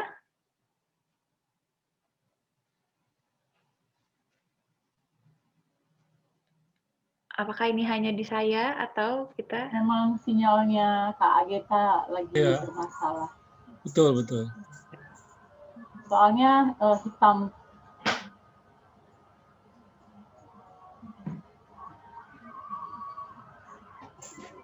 Mungkin Tina bisa bilang ke Ageta ya, bisa. Sudah Kak, aku udah WA. Organ seksual itu hanya Kayaknya lagi ini ya, terlempar ya. Iya. Halo, Ageta? mohon maaf saya keluar lagi ya. Iya. Jawabannya, sorry. Oke. Tadi jawabannya sampai mana ya yang ditangkap ya? Sampai mengajarkan seksualitas kita, mengajarkan kita untuk mengetahui seksualitas kita udah belum? Betul, Soalnya. sampai situ Kak. Maksudnya kita tahu yang kita dulu, baru kita bisa ini yang orang. Iya, nah. Silahkan. Iya, betul. Dan itu jangan dinilai dulu salah, nggak salah, boleh, nggak boleh. Minta justru setiap anak, kalau ini remaja ya, untuk menjelaskan bagaimana rangsangan seksual itu mereka rasakan. Tujuannya bukan untuk mengeksplor terus ngompor-ngomporin mereka tentu saja, tapi untuk membuat mereka aware dengan seksualitas mereka sendiri. Setelah itu baru diajarkan bahwa ini tidak boleh dijadikan alat untuk menindas orang lain. Jadi memperkosa dan lain sebagainya itu bukan sesuatu yang diperbolehkan. Meskipun hasrat seksual itu dari Allah. Jadi akhirnya nanti mereka lah yang punya awareness untuk mengelola itu juga. Begitu. Kemudian bagaimana seksualitas ini dikaitkan dengan teologi? Sederhananya begini, seksualitas ini kan bagian dari relasi juga ya. Ini identitas diri, tapi seringkali kita berhubungan seksual dengan orang lain gitu kan. Maksudnya ini bagian dari relasi juga gitu. Nah, dari sini sebenarnya kita bisa melihat bahwa ketika ini jadi bagian dari relasi, bahkan ini relasi yang paling intim, harusnya di dalam seksualitas itulah perjumpaan kita dengan sesama dan dengan Allah kita rasakan. Kalau di dalam skripsi saya menawarkan teman-teman semua untuk melihat bahwa sakramentum, momen kehadiran Allah yang kita rasakan dalam hidup kita, itu kita rasakan di dalam ketika kita sedang berhubungan seksual justru. Karena Allah yang hadir dengan cintanya di dalam diri orang lain, yang paling dalam itu kita rasakan ketika kita sedang punya relasi yang paling intim dengan orang lain. Oleh karena itu agak sebenarnya nggak bisa kita berteologi tanpa bicara soal seksualitas. Hanya sejauh ini kita belum cukup berani untuk berteologi dengan seksualitas kita. Begitu. Baik, terima kasih Kak Ageta. Ini dalam sekali memang. Kalimat-kalimat yang wah gitu misalnya bagi yang baru dan tapi memang perlu dipelajari dan perlu diobrolin, didiskusikan dalam kehidupan ini. Selanjutnya ada pertanyaan dari ada yang mau menanggapi, ada Kak Aris di sini. Silakan Kak Aris, boleh langsung unmute. Oke, terima kasih Kak Agita dan teman-teman. Beta sendiri juga punya pergumulan di jemaat karena teologi di jemaat ini kan baca kitab suci doa tiap hari begitu. Sialnya kalau baca kitab suci pas sampai di Kidung Agung dan masih jomblo atau mungkin korban dari mantan atau hal-hal atau teman-teman yang punya pilihan aseksual itu sulit, dan beta sendiri sudah bisa menutup mata kalau di jemaat itu banyak yang tidak menikah dan jadi korban diskriminasi. Nah, memang perlu sekali menurut beta untuk juga tidak ya karena yang dibangun baca kitab suci doa setiap hari berarti tidak bisa langsung lompat Kidung Agung dan kitab lain.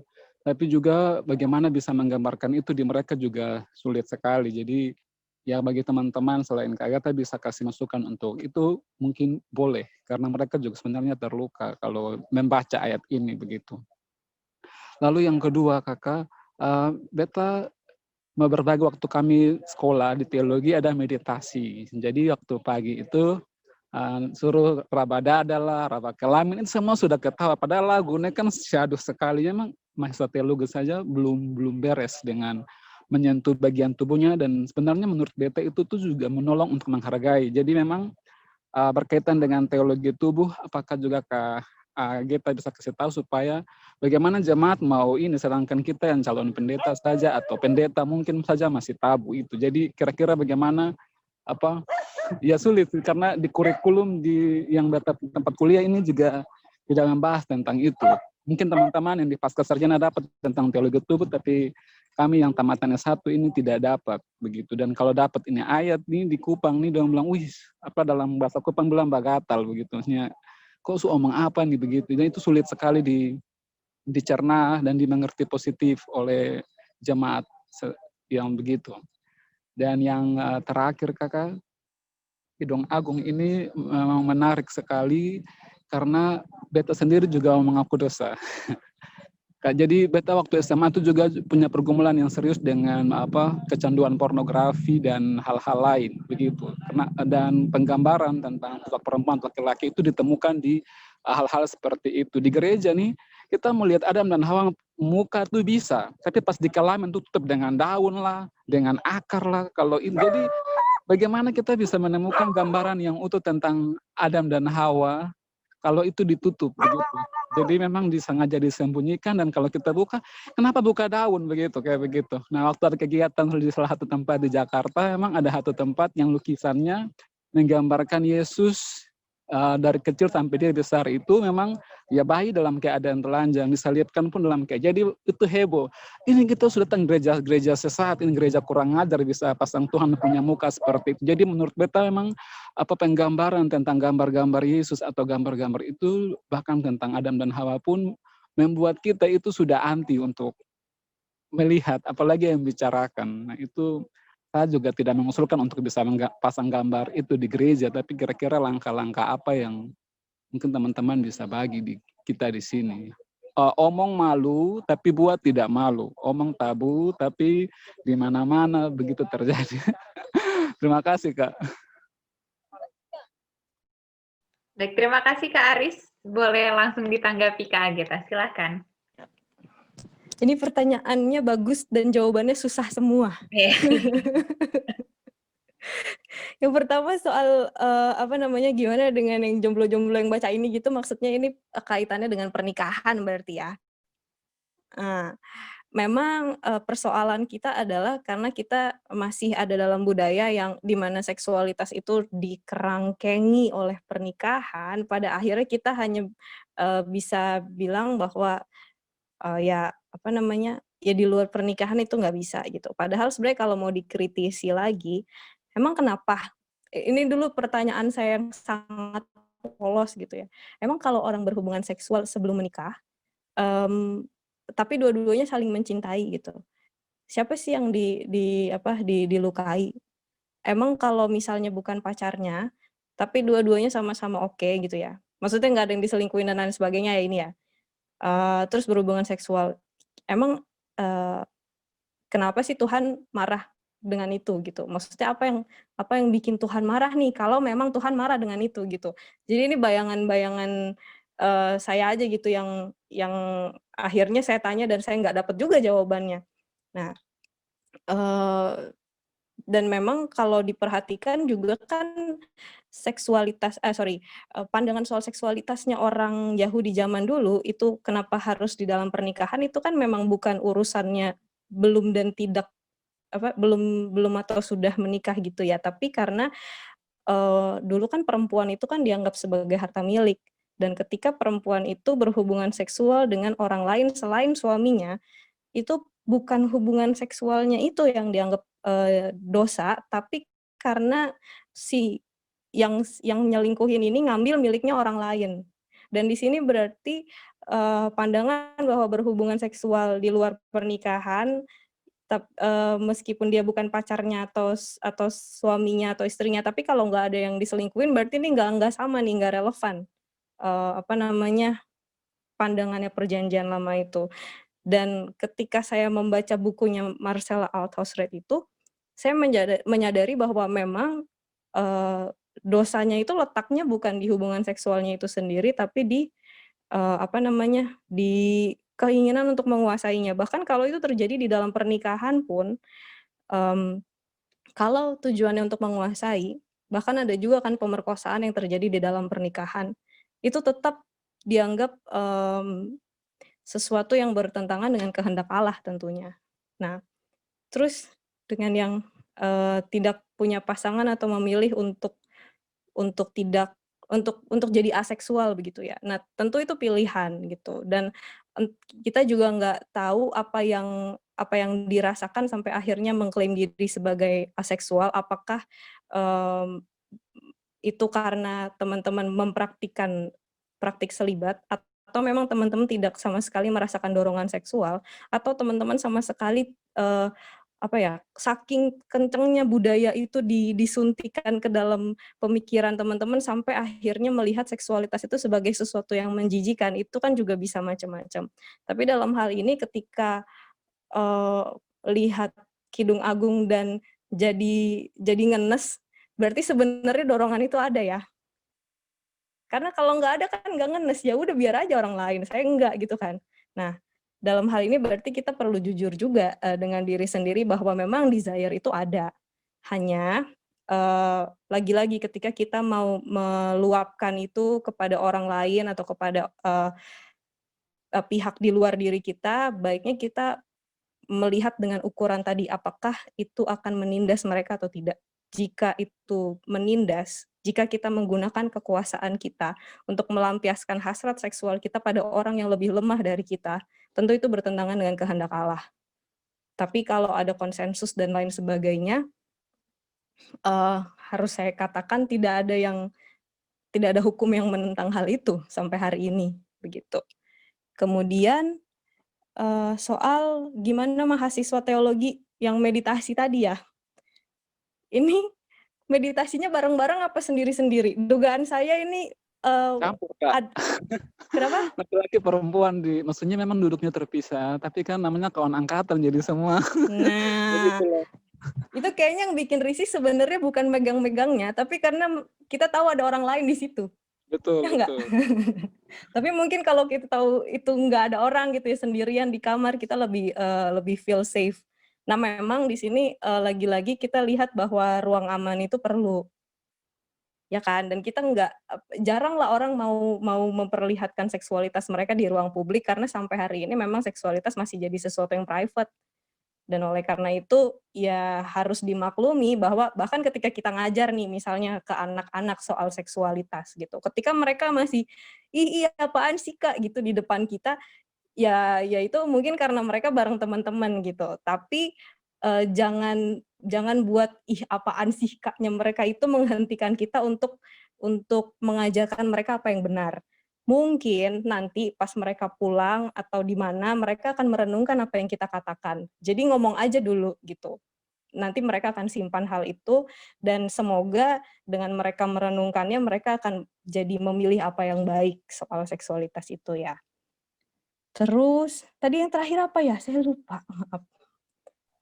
Tentang penggambaran, maksudnya kayak Adam dan Hawa punya tubuh itu tidak digambarkan semua, tapi pada bagian kelamin itu ditutup, begitu. Jadi Heeh. memang sengaja untuk tidak ditonjolkan, atau digambarkan. Jadi, ya sudah, menurut beta, ya kita mencari itu di gambar-gambar di film porno yang menunjukkan itu atau kayak begitu. Jadi di gereja, Oh. gambarannya tidak utuh tentang tubuh. Oh, iya, ini menarik nih, heeh. Jadi semakin ditutupi sebenarnya kita makin penasaran kan ya, dan kayaknya banyak juga orang yang nonton film porno bukan karena, apa namanya, ya pertamanya bukan karena nafsu tapi karena pengen tahu gitu kan. Nah, terus gimana dengan hal ini gitu. Nah, itu dia yang betul tadi kata Kakak ya, giliran ngomong tabu tapi giliran, diem-diem melakukan banyak gitu. Nah, justru di sinilah yang akhirnya kita mau diskusikan sama-sama gitu. Seperti tadi si Marcella Althaus-Reid juga bilang, ketika berteologi tuh kita nggak lagi ngomongin film bokep yang kita tonton. Padahal mungkin kita nonton juga gitu. Saya nonton juga film bokep waktu belajar di Gaya Nusantara karena penasaran, betul. Nah, dan banyak hal justru yang kita pelajari dari, hal-hal yang kita nggak katakan di gereja. Sehingga maksud saya adalah, eee mungkin nggak di semua event, tapi kalau bisa ada satu event tertentu, entah itu di katekisasi, entah itu di retret dan lain sebagainya, kita bicara soal ini gitu ya. Dan kita meluruskan pemahaman-pemahaman yang tadinya cuma jadi dugaan-dugaan aja.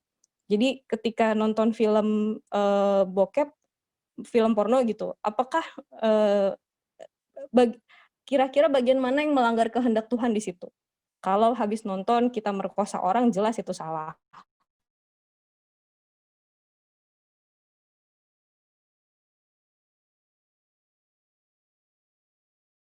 Tapi ketika kita nonton, kita tahu, kita catat. Halo Kak Ageta. Mari kita renungkan bagian gimana ya? Apakah itu justru cakrawala kita jadi terbuka soal seksualitas? Lihat sebenarnya dengan saya, tapi tentu untuk ngomong ini jangan langsung dibicarakan blak-blakan gitu ya. Kita lihat juga konteksnya. Dan memang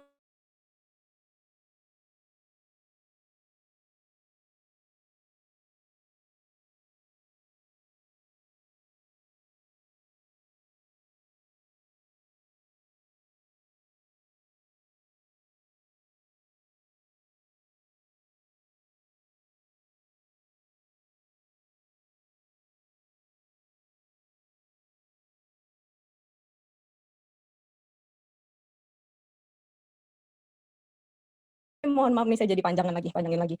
Dari nol gitu, mulai dari start. Nah, halo, mohon maaf, ini saya kelempar lagi. Tadi yang terakhir saya cuma menjelaskan bahwa di gereja itu kita nggak bisa mulai dari nol, karena biasanya udah ada kasus duluan baru kita bisa ngomong gitu.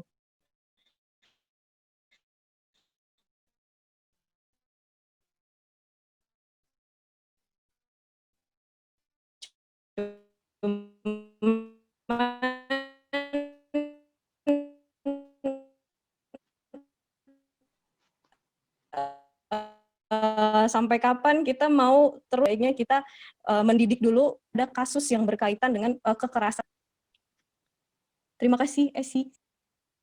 Iya, agak terputus-putus, tapi dari yang Kak Ageta tadi juga bilang pas di awal, kalau misalnya ini nggak bisa langsung kita katakan juga belak-belakan dengan tidak adanya dulu dasarnya seperti apa. Karena kan kalau kita langsung katakan juga membuat ada banyak lebih pertanyaan dan bahkan menjadi hal ini yang akan semakin sulit untuk diungkapkan. Karena kalau tadi kata Kak Ageta dari awalnya,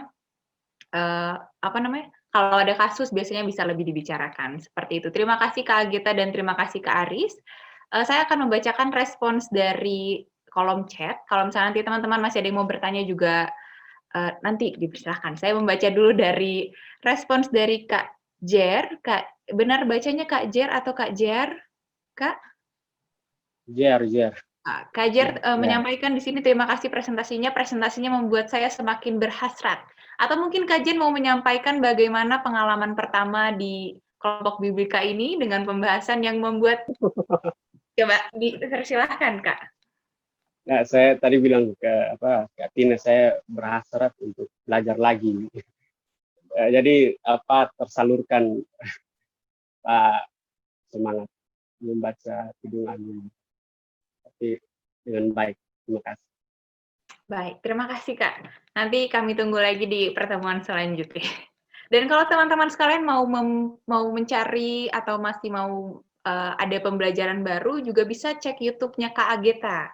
Kak Ageta melakukan review buku di YouTube-nya, channel-nya tadi Ageta Awijaya. Jadi nanti teman-teman juga boleh sambil mencari-cari di YouTube juga. Selanjutnya ada respons dari dari Ibu Ware. Seksualitas itu seni yang indah dalam sebuah implementasi cinta yang jujur. Tidak pura-pura, praktisnya iman kepada Allah itu juga mengandung cinta eros.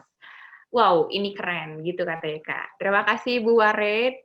Selanjutnya ada juga dari Kak Nisa.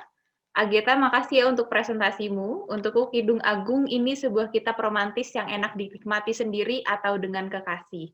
Atau mungkin Kak Nisa juga mau membagikan kisahnya, bagaimana memilih Kidung Agung menjadi ayat yang istimewa mungkin? Kak Nisa dan Mas Danang mungkin mau membagikan. Bagian favorit ya, pengen tahu juga sih. Iya betul, siapa tahu kan ya. Adakah di sini masih Kak Nisa dan Mas Danang? Masih. Mas Danang lagi ini main sama Kanti. Ya apa ya? Ya untukku pribadi dan juga mungkin Mas Danang, Kidung Agung itu kayak kitab puisi. Jadi itu puisi cinta gitu. Karena awalnya jujur ya, aku baca Kidung Agung tuh kayak kok tubuh perempuan diekspos sedemikian rupa gitu ya. Kalau bahkan di bacaan kita tadi. Tapi kalau tadi Agita udah sebut juga Marcella, itu dia ngomongin soal teologi yang dengan terbuka, dengan telanjang. Itu kayaknya Agita lebih fasih berbicaranya soal Kidung Agung dan tubuh perempuan yang diperlihatkan sebegitu terbukanya. Nah, kalau untukku pribadi ya Kidung Agung ya seperti aku penikmat puisi, dan itu kitab puisi yang ditulis, dimuat di dalam Alkitab, dan aku sih bersyukur gitu karena di dalam Alkitab itu kita punya sumber, kalau tadi Kak Aris bilang bermeditasi yang belak-belakan, yang romantis gitu. Dan kami memilih ayat Alkitab dari Kidung Agung karena murni ya Kidung Agung itu luapan emosi yang tertulis gitu dari penulis Kidung Agung gitu. Jadi makasih ya Agita sudah membicarakan Kidung Agung, kitab romantis itu. Makasih Esi. Terima kasih Kak Nisa. Sama-sama Kakak. Berarti masih adakah yang mau menanggapi? Kalau tidak, Kak Agita bisa menyampaikan closing statement kita untuk pada hari ini. Tidak terasa sudah jam segini ternyata ya. Saya pikir. Boleh terakhir Kak, terakhir. Terakhir juga boleh silahkan Kak. Sorry. Ya, makasih Kak, karena jadi saya singkat saja. Itu yang pertama, saya tertarik tadi penjelasannya soal Kidung Agung dan Bu Pak, karena kita mentabukan seks karena budaya. Tapi kalau di Indonesia kan tidak, kebudayaan kita tidak semua itu mentabukan seksualitas kan, bukannya karena patriarki misalnya begitu-begitu kan bukan dari dulu ada, tapi masih ada proses-proses ritual atau apa yang mengajak kita justru menghargai misalnya alam sebagai perempuan, tubuh dan sebagainya. Apakah itu bisa kita lihat juga? Jadi melihat budaya yang tidak biner gitu. Kemudian yang kedua, saya setuju bahwa memang masyarakat kita itu melihat seks maksudnya lebih bebas dalam ruang privat, itu betul. Tapi karena saya lama di dunia misalnya remaja, saya rasa persoalan privatisasi seks itu akan menjadi masalah generasi. Karena jadi anggaplah mereka bilang itu zaman orang tua, tapi zaman anak muda sekarang kan kita lihat di dunia nyata pergaulan mereka kan juga cukup bebas gitu. Jadi misalnya dulu banyak misalnya rekan remaja saya, murid-murid saya itu mereka maksudnya di dunia virtual, dunia maya itu mereka dengan bebas mengekspresikan hubungan mereka, pacaran, lalu maksudnya jadi misalnya mereka tidak tabu lagi melihat tubuh gitu. Kalau orang tua dulu mungkin orang harus pakai pakaian sampai tumit perempuan, tapi mereka sekarang sudah biasa. Misalnya mereka sering ke Bali, itu di Bali kan tidak ada orang privatisasi sama sekali. Jadi akan jadi tantangan semacam generasi gitu. Nah, mungkin bagaimana kita bisa membaca Kidung Agung? Bagi saya itu apakah mungkin tadi Kak Agita bilang tidak ada, kita belum tahu mereka siapa, tapi kalau dalam kehidupan sehari-hari akan sulit bila Kidung Agung tidak kita lakukan pembatasan usia, begitu. Maksudnya siapa yang berhak menyampaikan rasa cinta dan seksualitas seperti apa? Apakah misalnya remaja itu boleh begitu? Karena kan mereka bilang, oh saya remaja Kristen gitu, ya kan? Pertanyaannya kan orang bisa bilang begitu. Tapi kan kita juga lihat bahwa dalam dunia remaja pun juga kadang bisa kebablasan kan, mereka masih SMA aja sudah pacarannya sudah panggil papi mami begitu misalnya dan lain sebagainya. Jadi apakah bisa kita membaca dalam kategori generasi dan usia, karena zaman kan berubah dengan begitu cepat dan kadang-kadang juga menghambat kita. Ya. Terima kasih. Baik, terima kasih Kak Jer. Lalu ini terakhir juga dari Kak Charles Gultom. Terima kasih Agita, komplit banget pemahaman eros suami istri dapat tercerahkan dengan memahami eros Allah dan manusia. Silakan Kak Agita untuk merespons semua dan menutup dengan closing statement sebelum nanti kita tutup PA ini. Silakan Kak Agita. Ya, ini yang pertama soal bedanya zaman dulu dan sekarang itu ya, soal remaja jadi kalau sekarang lebih berani gitu. Nah, ini menarik nih karena ternyata memang seksualitas belakangan ini mulai dibicarakan secara terbuka. Kalau kita perhatikan tuh dari zaman dulu itu kan apalagi zaman revolusi industri Eropa ya. Di Inggris itu kan sampai ratunya tuh Ratu Victoria itu membuat seksualitas tuh diprivatisasi sedemikian rupa sampai untuk urusan berhubungan seksual harus berapa kali dalam setahun aja diurusin gitu. Perempuan nggak boleh menerima suaminya untuk ngajakin dia berhubungan seksual kecuali untuk punya anak, sampai di segitunya gitu diatur oleh negara. Dan itulah sebenarnya yang bikin seksualitas di Eropa tuh semakin diprivatisasi. Tapi kemudian pada abad 19-20 mulai ada perubahan gitu.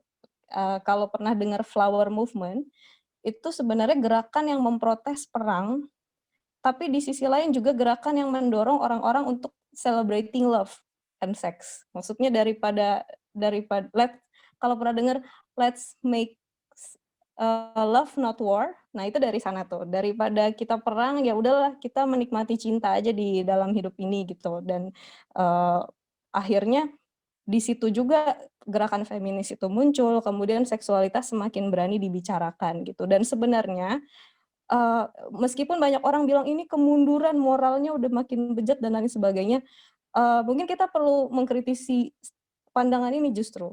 Bukankah ketika yang biasanya kita lakukan di gelap-gelapan, sekarang dibawa ke dalam terang, bukankah itu justru kemajuan? Dan ketika kita mulai berani bicara ini di depan umum gitu ya, berarti akan ada semakin banyak kans, semakin banyak peluang untuk pendidikan juga. Bayangkan kalau seperti tadi ya, misalnya anak-anak yang mengaku remaja Kristen ketika ngomongin ini kita baru bilang aja, mereka udah, ih apaan sih Kak, nggak usah ngomongin itu di gereja itu kan nggak baik.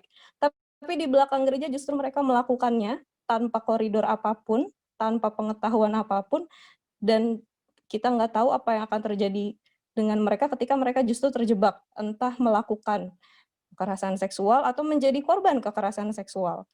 Itu lebih sulit untuk dikendalikan gitu. Akan lebih baik sebelum mereka melakukannya, ajak mereka dalam satu, seperti tadi ya, dalam satu event kah, dalam satu kelas kah, perbolehkan mereka untuk bertanya apapun. Tentu nanti ya kita harus siap dulu juga ya untuk bisa menjawab atau mungkin berdiskusi bersama. Perbolehkan mereka bertanya apapun soal seksualitas mereka dan bicarakan ini dalam terang.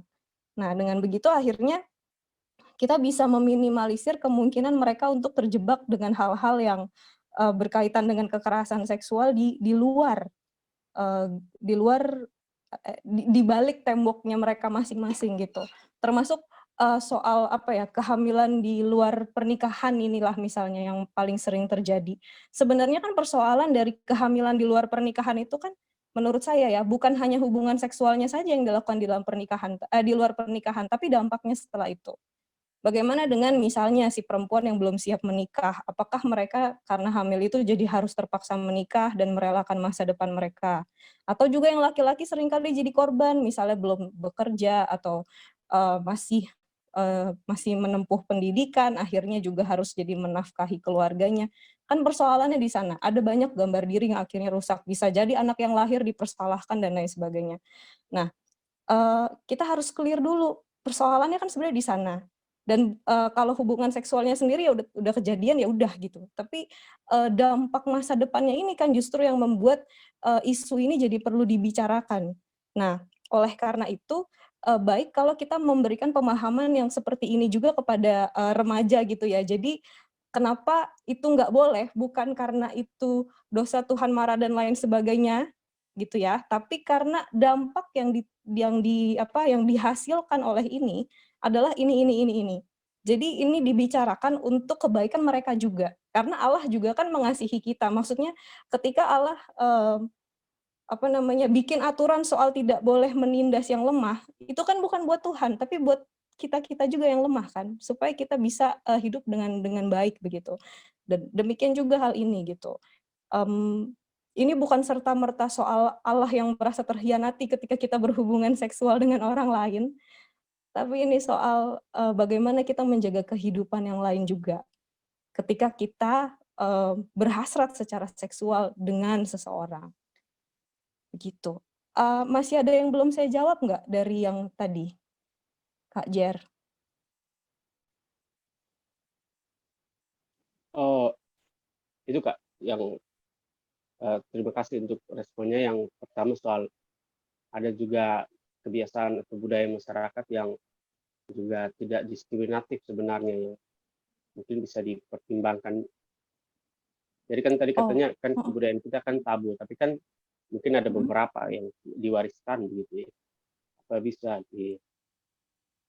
budaya yang diwariskan juga, itu soal menghargai seksualitas kah? Ya, semacam itu yang tidak patriarkal dan tidak mengobjekkan sesama pasangan gitu. Oh, iya, betul. Iya, baik. Iya, kalau kita bicara soal budaya masyarakat memang bukan berarti kita mau menyalahkan semuanya gitu ya, bukan berarti semua aspek dalam budaya ini tertutup dengan seksualitas atau semuanya patriarkal dalam artian yang menindas gitu, karena memang ada bagian-bagian yang baik juga, dan bahkan seringkali di budaya tertentu justru egalitarian banget gitu. Sederhananya di dalam budaya Jawa pun katanya sosok Allah itu kan disebutnya Ratu Adil, bukan Raja Adil ya. Dan ini perempuan justru jadi yang jadi leadernya gitu, karena padahal di dalam yang kita tahu budaya tuh nggak se-friendly itu dengan perempuan. Nah, justru di sini bagus juga kalau kita bisa menggali bagian-bagian budaya yang seperti itu supaya keadilan gender ini juga semakin bisa didengar, dipelajari oleh banyak orang. Jadi ya itu baik dan perlu juga kita apresiasi ya. Lalu kalau sudah berarti boleh saya closing statement ya sekarang ya. Kak Ageta, boleh memberikan masukan sedikit.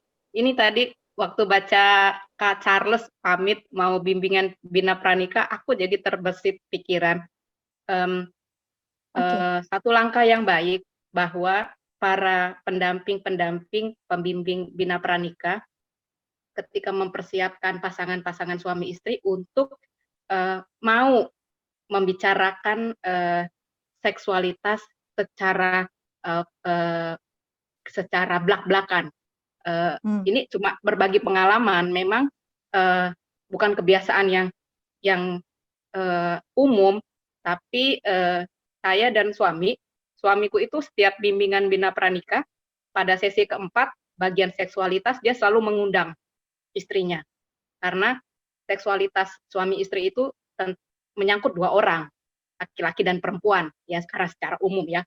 Nah, tentu saja dia tidak tahu tubuh perempuan, respon seksualnya bagaimana, dan dia tidak bisa mewakili membicarakan itu. Oleh karena itu dia mengundang istrinya untuk berbicara.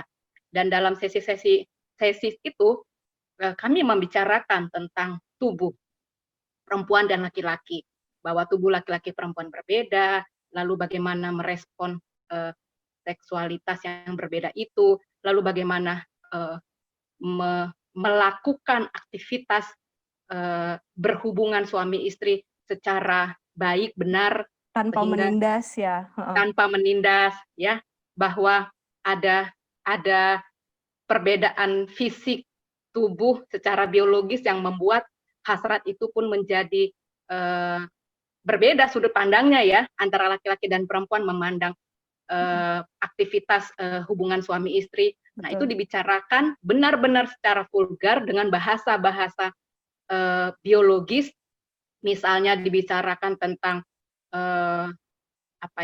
tentang persiapan bagaimana foreplay gitu ya.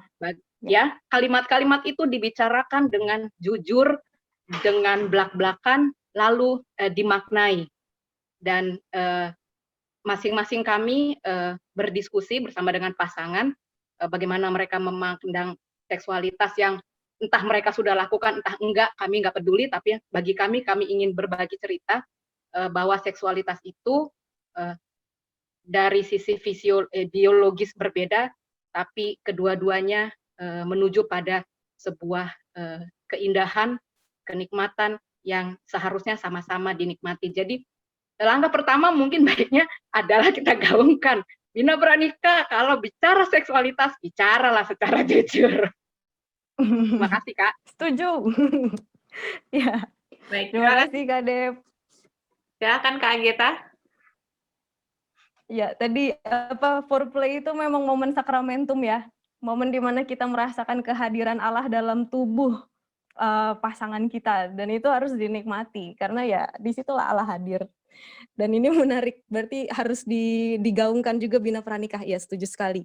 Supaya kita semua sebelum masuk dalam pernikahan betul-betul melihat seksualitas itu di dalam kerangka kasih Allah ya, dalam kerangka teologi Kristen juga. Nah, selanjutnya, sudah selesai ya. Oke.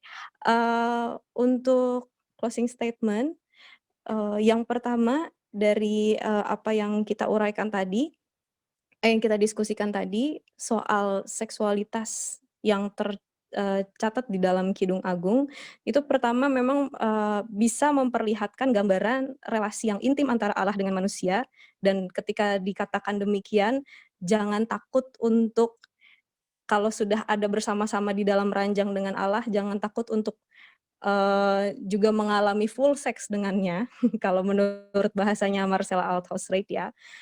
Kemudian di sisi lain juga ini bicara soal relasi yang sangat intim di antara manusia dengan manusia yang saling berhasrat, dan kehadiran Allah dirasakan di dalam momen-momen aktivitas seksual justru.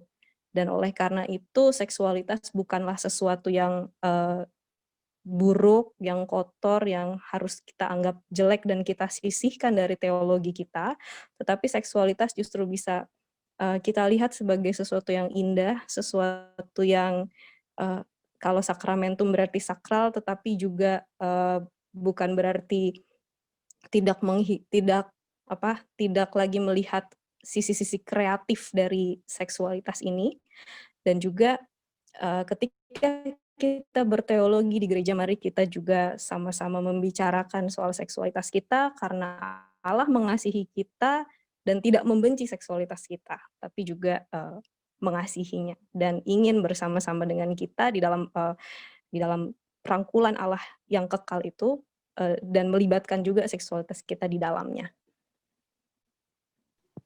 Sekian dari Agita yang sudah memantik kita, memberikan informasi yang baik, terus kita menjawab pertanyaan-pertanyaan semua Terima kasih untuk Kak Ageta dan waktunya. Terima kasih juga untuk teman-teman yang sudah berpartisipasi dalam merespons, mengikuti sampai akhir, dan bahkan juga bertanya. Sebelum kita selesai bersudah-sudahan dari Zoom ini, terima kasih untuk kepada Kak Jer, Kak Nisa, Kak Krisnadi, Bu Ware, Kak Yuliana Benu, dan Kak Aris yang sudah sampai di jam ini mengikuti kita lebih dari jam 7 juga. Dan sebelumnya aku akan mempersilahkan Kak OB untuk menutup kita, menutup PA kita pada malam hari ini. Silahkan Kak OB. Terima kasih banyak Esi. Terima kasih Ageta, meskipun aku ikutnya di tengah-tengah, tapi dari diskusi teman-teman kelihatannya provokasinya berhasil ya, keren banget. Sebelum ditutup, saya mau ada 2 hal yang mau saya katakan. Satu, kebetulan buku yang tadi disebut oleh Ageta lagi saya baca minggu ini, dan saya diprovokasi oleh Marcella Althaus-Streit. Dia bilang, berani nggak kita berteologi tanpa pakai celana dalam? Keren banget ya. Jadi bukan hanya ada hari non-Brade, tapi juga berteologi, menulis teologi tanpa dengan tidak memakai celana dalam.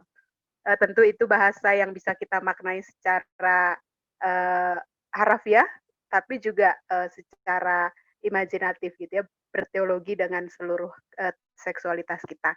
Yang kedua, mungkin kapan-kapan bisa juga nih kita buat PA ya, kalau teman-teman mau usul topiknya soal seksualitas lagi, kalau dibutuhkan ya, supaya kita cari teksnya dan kita cari pemantik diskusinya. Karena ada begitu banyak orang, termasuk pendeta juga kayaknya yang masih melihat seksualitas itu sesuatu yang tabu yang harus disembunyikan. Teman-teman, terima kasih untuk kehadirannya, terima kasih untuk Ageta, untuk sharingnya yang luar biasa hari ini, dan untuk semua teman yang juga sudah berpartisipasi sampai sekarang. Kalau mau lihat PA-PA sebelumnya, ini yang ke-15, keberapa sih? Ke-11 ya? 14, Ini yang ke-13. 13 ya, yang ke-13. Jadi kalau teman-teman mau lihat 12 PA lain yang tidak kalah menariknya dengan yang ini, bisa dicek di YouTube Kelompok Biblika Progresif. Terima kasih, mari kita berdoa. Ya Allah, kami bersyukur Engkau menciptakan kami dengan seksualitas kami, di mana di dalamnya Engkau hadir dan menyapa kami melalui tubuh kami. Terima kasih untuk Ageta yang hari ini sudah mempersiapkan diri dan membantu kami berdiskusi dengan hangat. Terima kasih untuk semua teman yang baik masih ada sampai dengan jam ini maupun yang sudah pergi karena harus ada pelayanan. Terima kasih. Kami semua Tuhan pakai untuk menjadi pencerah-pencerah di dalam lingkungan kami, di tempat kami pelayanan, dan bahkan untuk masyarakat yang lebih luas melalui cara-cara kami dalam berbagai momen, dalam berbagai platform. Terima kasih, kami sungguh bersyukur, dan kiranya Tuhan terus mengaruniakan kepada kami kesehatan. Di dalam nama Kristus Yesus, kami menaikkan syukur kami. Amin.